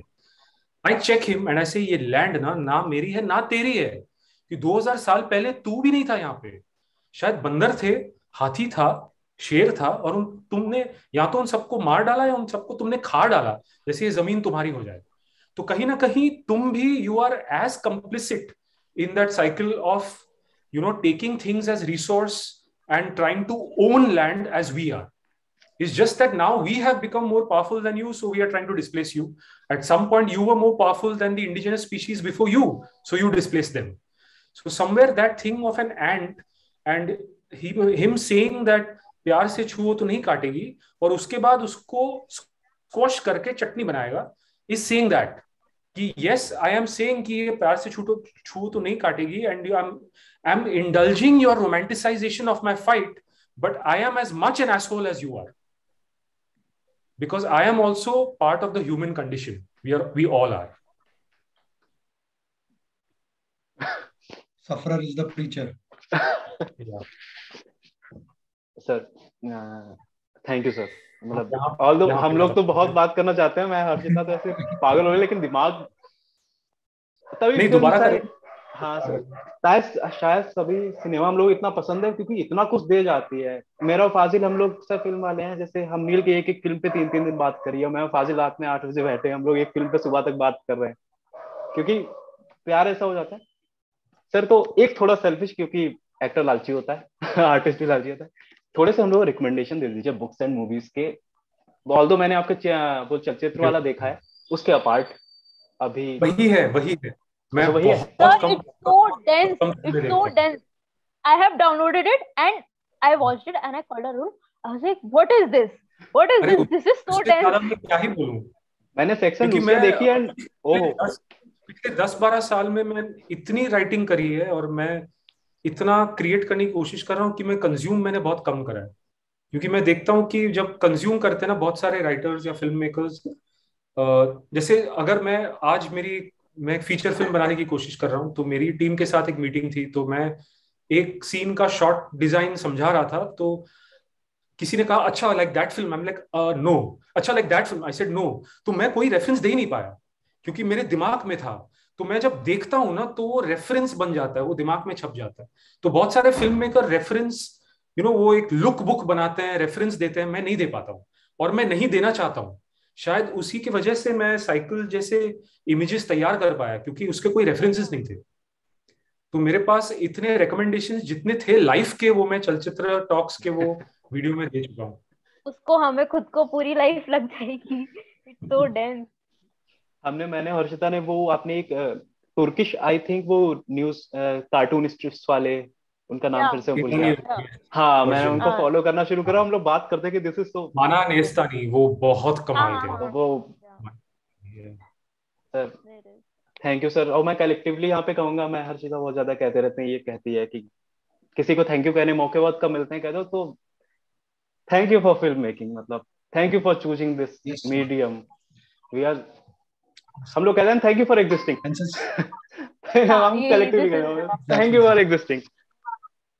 अरे मुझे ना फिल्मों को लेकर, स्टोरीज को लेकर बहुत लोगों को लगता है कि शायद मुझे बहुत फीडबैक मिलता है. मुझे नहीं मिलता क्योंकि मेरी फिल्में बहुत कम लोग देखते हैं, मेरी किताब बहुत कम लोग पढ़ते हैं. तो मेरे लिए इस तरह का इंटरेक्शन बहुत मायने रखता है. ये मत कहो, क्योंकि मैं मानता हूं कि एटलीस्ट मेरी फिल्में कंप्लीट होती हैं जब वो देखी जाती हैं. जैसे साइकिल में एक एब्रप्ट एंड है ना, क्योंकि वो जो मैंने कहा व्यूअर एक एंटिटी है उस फिल्म के कंप्लीट होने में. तो मेरे लिए आप सब मायने रखते हो क्योंकि आपने मेरी फिल्म कंप्लीट की. मेरी फिल्म इनकम्प्लीट थी जब तक आप लोगों ने नहीं देखी.